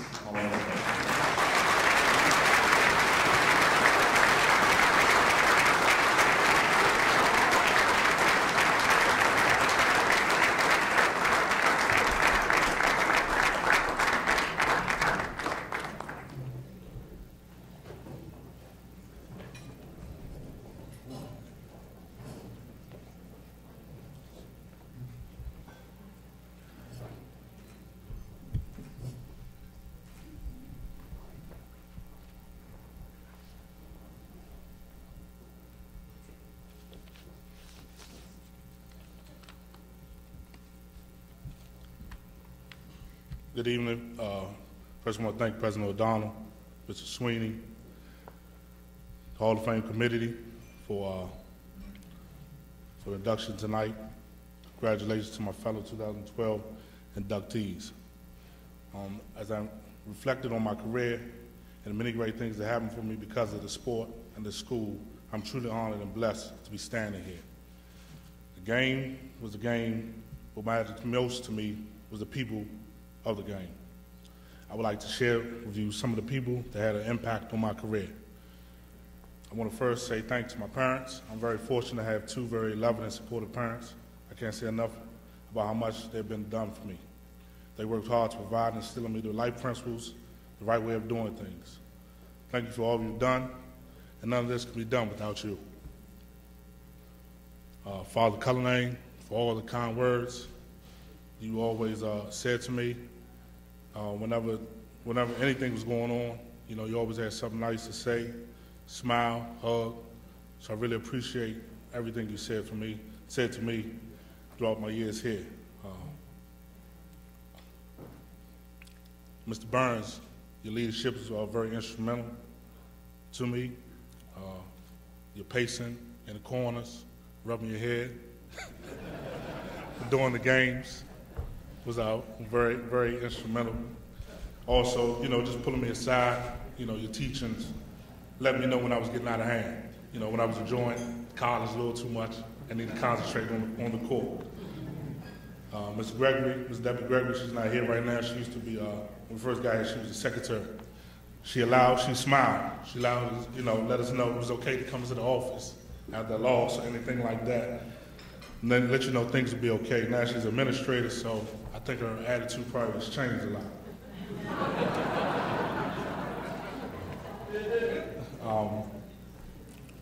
Doc and Lisa T, I know Doc's not here right now, but Doc and Lisa T was very instrumental. It had an impact on me. I wasn't really hurt that much throughout my career because Jamal said I couldn't. But they was very instrumental, Lisa T, Doc, and everything they said, the kind words, keeping me up, keeping me on the floor, anything like that.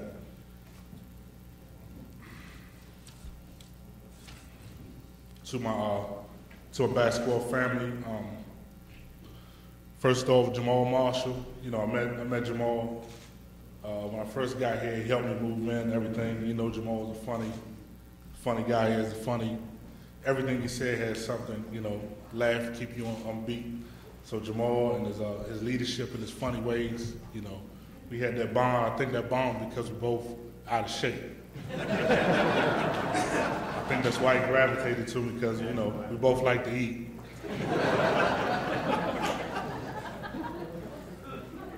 But your leadership, all that was definitely helpful in my career, and I appreciate everything you've done for me. Jason Hoover, a fellow alumni, but I've known Jay since we was 15 years old. I first met him in Atlanta, Georgia. He was out on the court shooting as normal Jason Hoover out there working on his game. It was like my whole team, he came out there and just took the ball from Jay. And normally, you think we would fight, something like that, and Jay wanted his ball back, he just let us shoot. So he's like, can you give me my ball back when y'all done?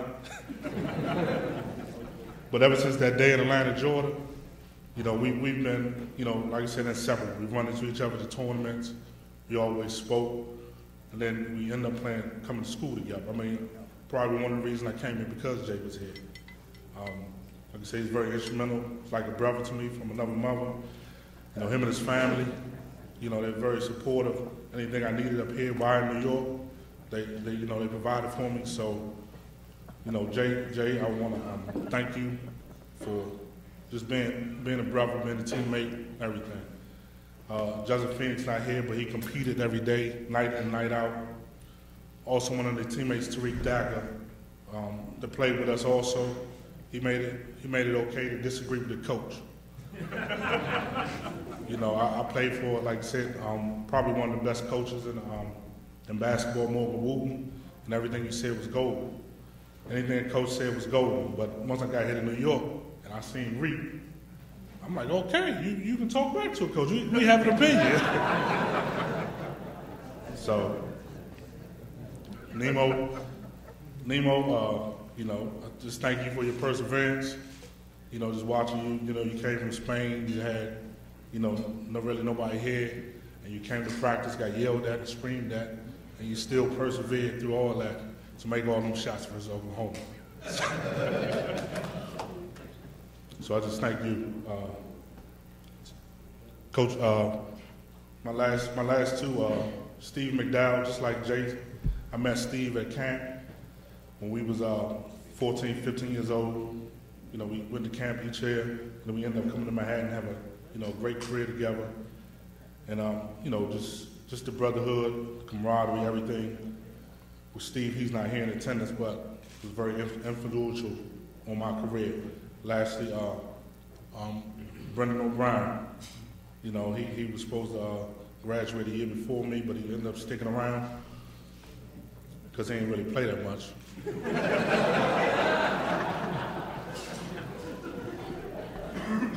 But now, B.O.B. was, you know, I never, you know, that was one of the great things about coming here to Manhattan College. Me from being in the urban area of Washington, D.C., Brendan O'Brien from upstate New York. I mean, you know, who would have thought that we would have that type of relationship we had? You know, just the friendship, the brotherhood, the everything. I mean, in reality, he was the team captain our senior year. You know, since he's been here for 7 years. I mean, he was only right for him to do that. But he was the team captain. I appreciate all that you know, you could talk to me. You could scream at me. You let me know when I was padding my stats. When to put the food down. And last used to wake me up. We used to come downstairs and just vent about everything. But you know, B.O.B., I thank you, all my teammates that's here and I played with, and there's a lot more. But thank you for everything you've done for me and accepting this award here tonight. I had a lot of coaches throughout my basketball career. Like I said, I played from Coach Wooten, who taught me the game, taught me the fundamentals of the game. He taught me, you know, the fundamentals of the game, how to play the game, and how to respect the game. And you know, coming here after Coach Fran recruited me, you know, I thought I knew it all. He was one of the Basketball Hall of Fame. I'm not much with basketball you can teach. But no, getting here under Coach Fran was, you know, he took the game to another level. I mean, as you can see on TV, you know, them normal film sessions we had after all them games, we had 26 and 5, 30-some games. Them were normal film sessions with us. So, I mean, he had the early practice, early commentating practice at an early age, so when he was in school here. So, like I say, he taught me, you taught me, expanded the game for me. You took it to another level, levels that I never thought could go. He's one of the innovators of the game, in my mind, because I go to practices now and you see what people doing, and I'm reflecting back to when we played. We used to do that, and obviously with the new NCAA rules, if they had stronger restrictions back then, he probably would have been turned in, because we went way over the 8-hour rule, but you know. And for the record, we did know you was trying to kick us out of practice and give us a day off. We just beat you to it. No, but thank you for giving me the game plan. I think it was, you know, when you came to my house and recruited me, we talked about this. We, you know, you laid out the game plan for my life, things that was going to happen, and we talked about this moment. So I truly am blessed and thankful, you know, for making this happen for me. Coach Clary for being a motivating figure. He's out here, you know, he's motivating, keeping me on my toes, you know, whatever I needed, he was there for me. So Coach Clary, I do thank you. And, you know, I had the fortune to play with two coaches, Coach Leonard. We didn't get off to a great start with Coach Leonard. because I had a hard time accepting change. I mean, when coaches, me being a coach now, I can understand where he was coming from, and I learned a lot from Coach Leonard. I think under Coach Fran, I just wanted to be on the court. Coach Leonard allowed me to be a force on the court, so I will thank him in his absence. Truly throughout this journey, being here, it was never about me. It was all about these people. I named some of them absent and present. So I accept this honor. Hopefully all of them accept it with me. It's going in the Hall of Fame also. Closing, I'll never forget the experiences and relationships I forged here at Manhattan College. I thank you all. Thank you.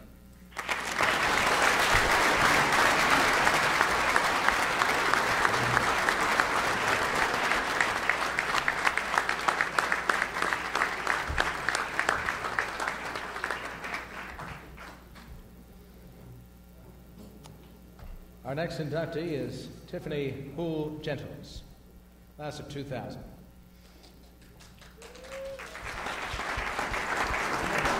All the bonds created by a team on the field stretch far beyond the game. Those bonds strengthen the athlete, mind, body, and spirit.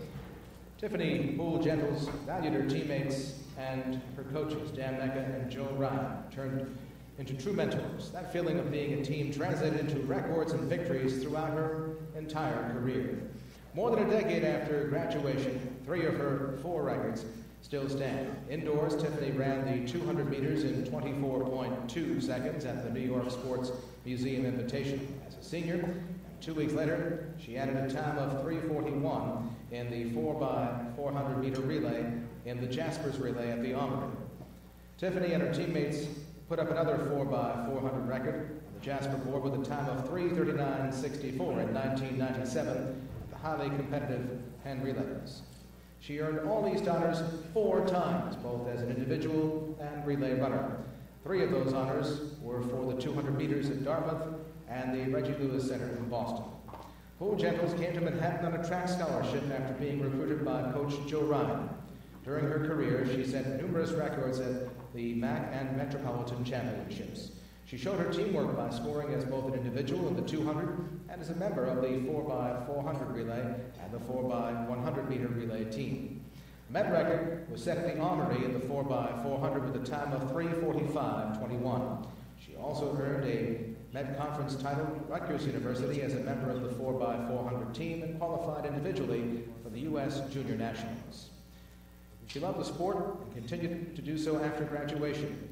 Tiffany is coached at the Freeport High School on Long Island, Rhinebeck High School in Westchester County, St. Pius V High School in the Bronx.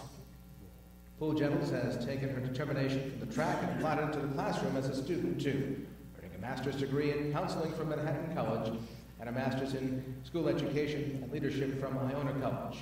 She continued her professional education back at Manhattan with a professional diploma. Poole Gentles is currently a guidance counselor at the Public School of Diplomacy in the Bronx. She and Jasper teammate Gary Gentles, class of 2002, are married with 2 children, Jaden and Jason.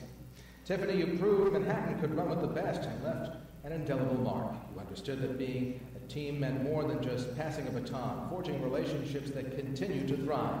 You valued your coaches so much that you have begun to share those same values with the next generation. Tonight, Tiffany, Manhattan College is proud to welcome you to its Athletics Hall of Fame.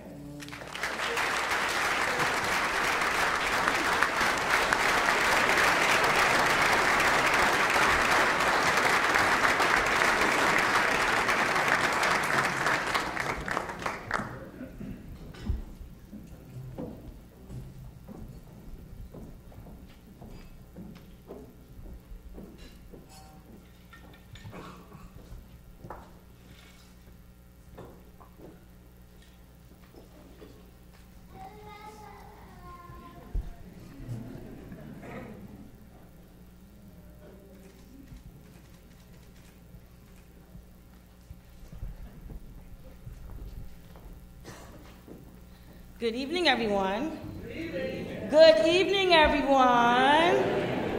So as you can tell, I'm very excited to be here, to be honored in such a way, to make myself proud, to make my family proud, and to also bring some recognition to my hometown, Roosevelt, Long Island. I want to say congratulations.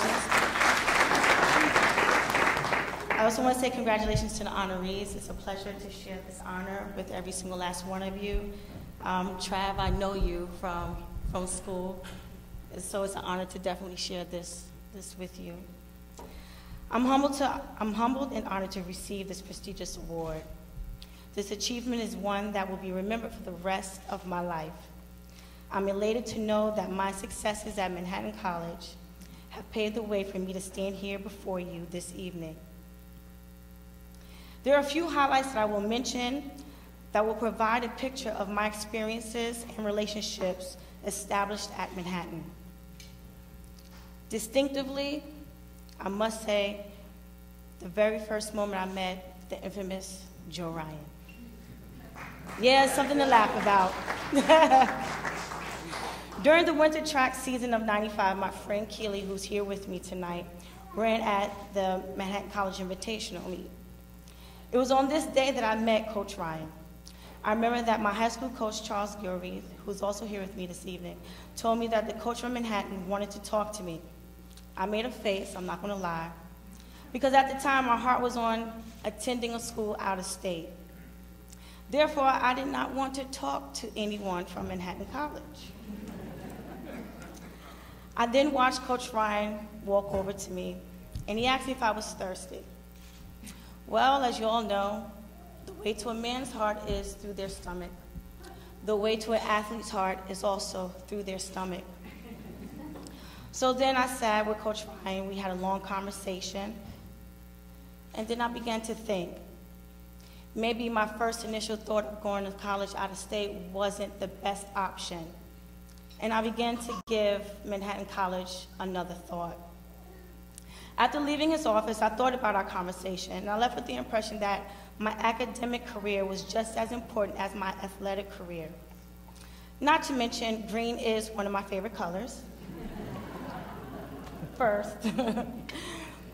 Also, the 400-meter state winner in high school was also going to be my teammate, Allianne Pompey.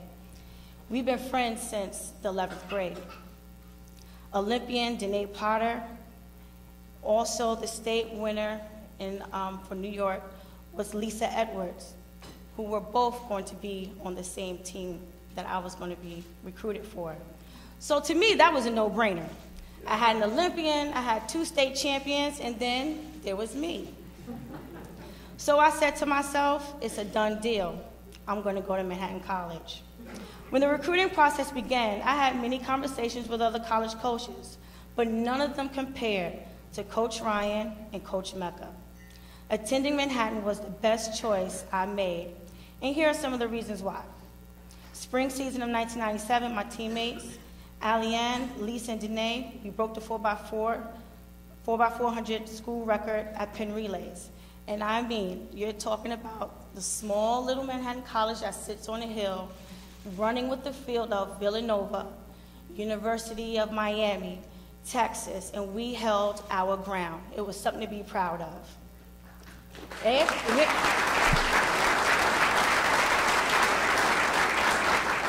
In the fall of '97, I met one of my closest friends who is also here with me tonight, a computer engineering major, Hope Brown. In the fall of '99, I met my beautiful husband, my wonderful husband, finance and CIS major, my teammate as well, Gary Gentles. Definitely give a round of applause. In the winter season of '99, I set the 200-meter record at the Armory in Manhattan. Now I was surprised I broke the record, but as I reflect on how I did it, I had to think about one thing. Coach Ryan and Coach Mecca, those workouts, what a doozy. I mean, if I can go into detail, there was one specific workout, and we called it the Joe Ryan Special, 30 under 30s. Now that entailed 200-meter runs at Joe's discretion, so that could have been as many as 7, 8, or 9. And we had to run those 200s under 30 seconds, and we only had 30 seconds rest. I couldn't stand Coach Ryan on Tuesdays. I love you though. We're talking about lactic acid buildup, laying on our backs with our legs on the gates where the weight room is, and we're sitting up here talking about how we couldn't stand Coach Ryan for this 1 second. But at the end of the day, you think about it, it was because of these type of workouts that allowed me to be here before you today. I must say Manhattan has been very good to me and has presented me with the best opportunities to further my education as well as with such meaningful relationships. But in order for me to fully appreciate my experiences here from Manhattan, I must acknowledge the path that led me to this moment. Before I became a Jasper, I was a Lady Rough Rider from Roosevelt, Long Island. My coach, Charles Gilreath, provided me with the foundation to become such an athlete. He began coaching me at the age of 12. The relationship we built over the years continues to this day, and I'm very thankful that he took the time to mold and mentor me. Thank you. To my parents, thank you for supporting me, traveling all over the East Coast to watch me run at these track meets, and they were very, very long. Daddy, you always said to me, go to school and get a good education. Your words did not fall on deaf ears. Mommy, you always pushed me to be and to do my best.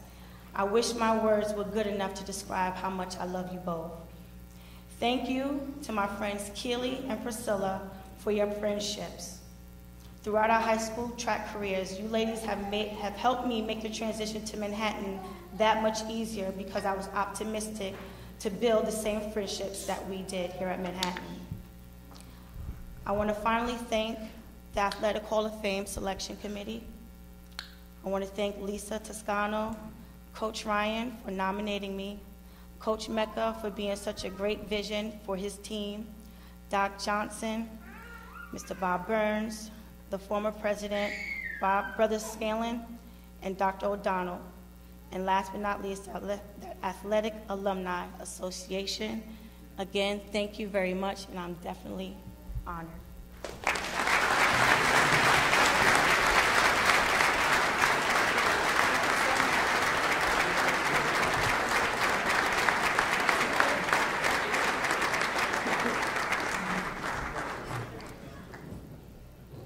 Thank you all again, and thanks to Marty Collins for leading our introductions of our inductees.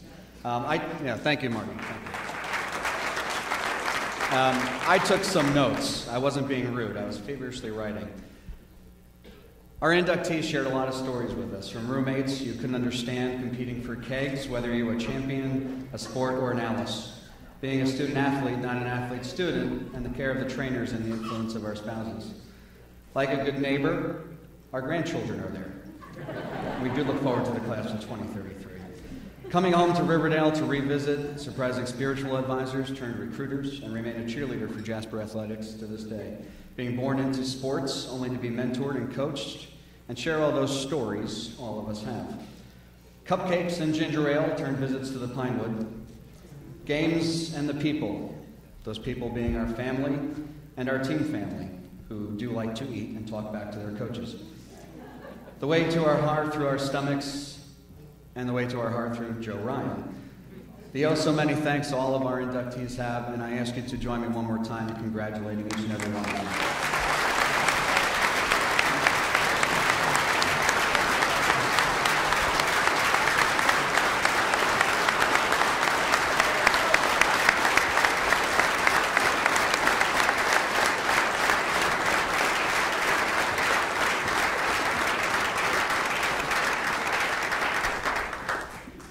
Thank you. It gives me now great pleasure to introduce the 19th president of Manhattan College, Dr. Brennan O'Donnell.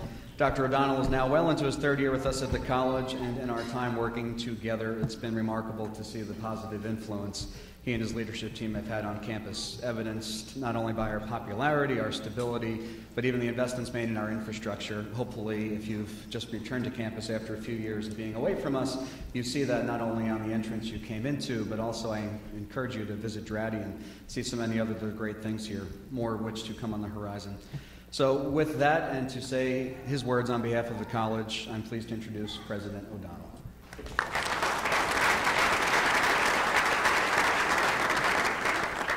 Fear not, I will be brief. But of course, I am of Irish descent, so my definition of brief and yours may be somewhat different. And I will not affect a Joe Ryan accent. Joe, you've been the star of the night here, you know. Thanks, Tom. Thanks to Pete Sweeney and the selection committee, to Marty Collins, of course, and to everyone who has made this evening, which is always a great event, especially enjoyable tonight. And of course, thanks and congratulations to those most responsible for making this such a terrific evening, our 8 new additions to the ranks of Jasper Immortals.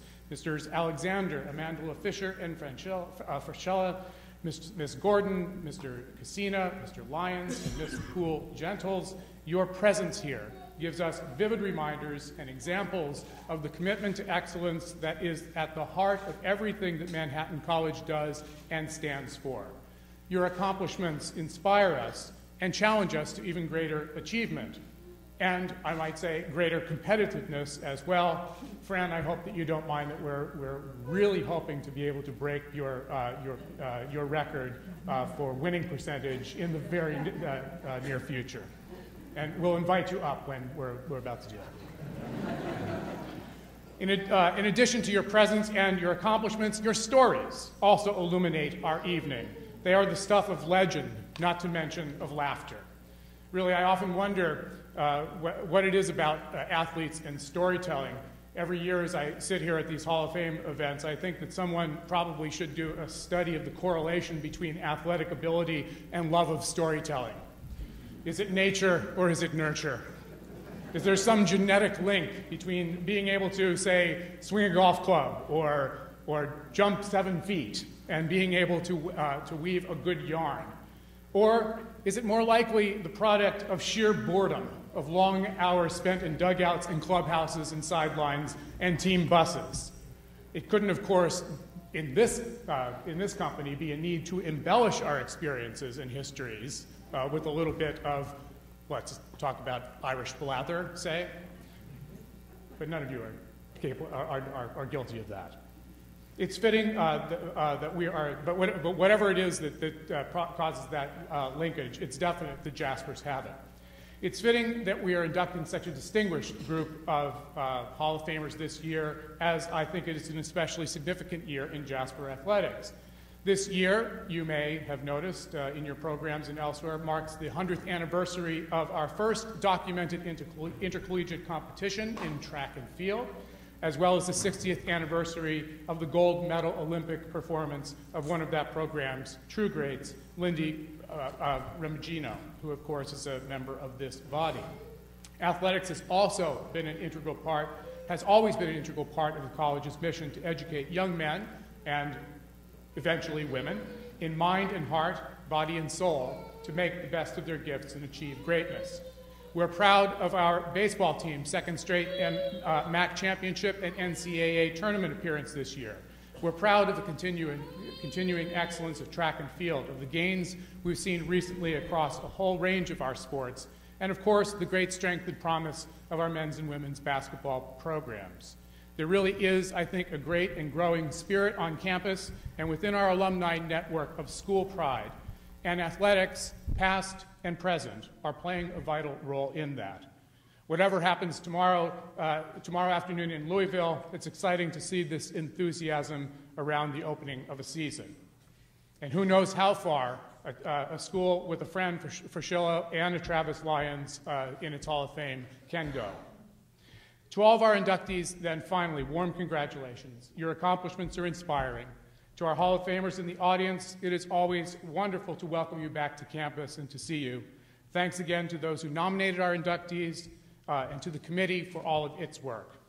And thanks to the Alumni Society, to the Office of Alumni Relations, for everything they've done to make this memorable evening possible. Well done all around.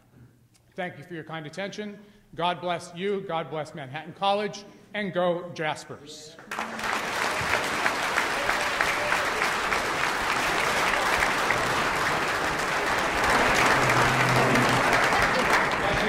I would like to ask Brother James Wallace to come to the podium to deliver the benediction.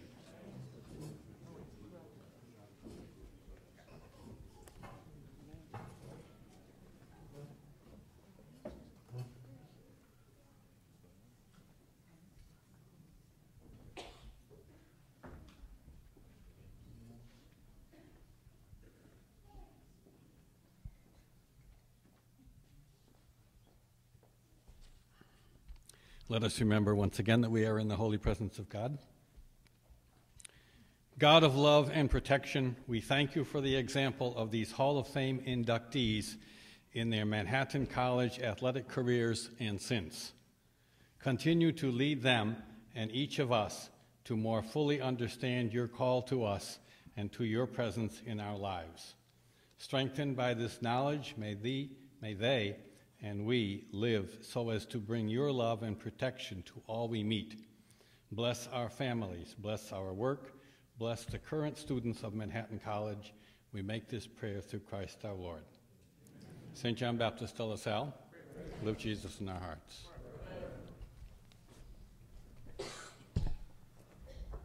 Thank you once again, Brother James. That does conclude our evening.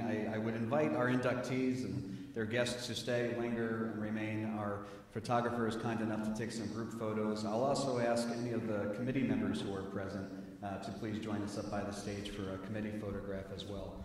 Thank you once again. Enjoy the rest of your evening. Safe home, and go Jaspers.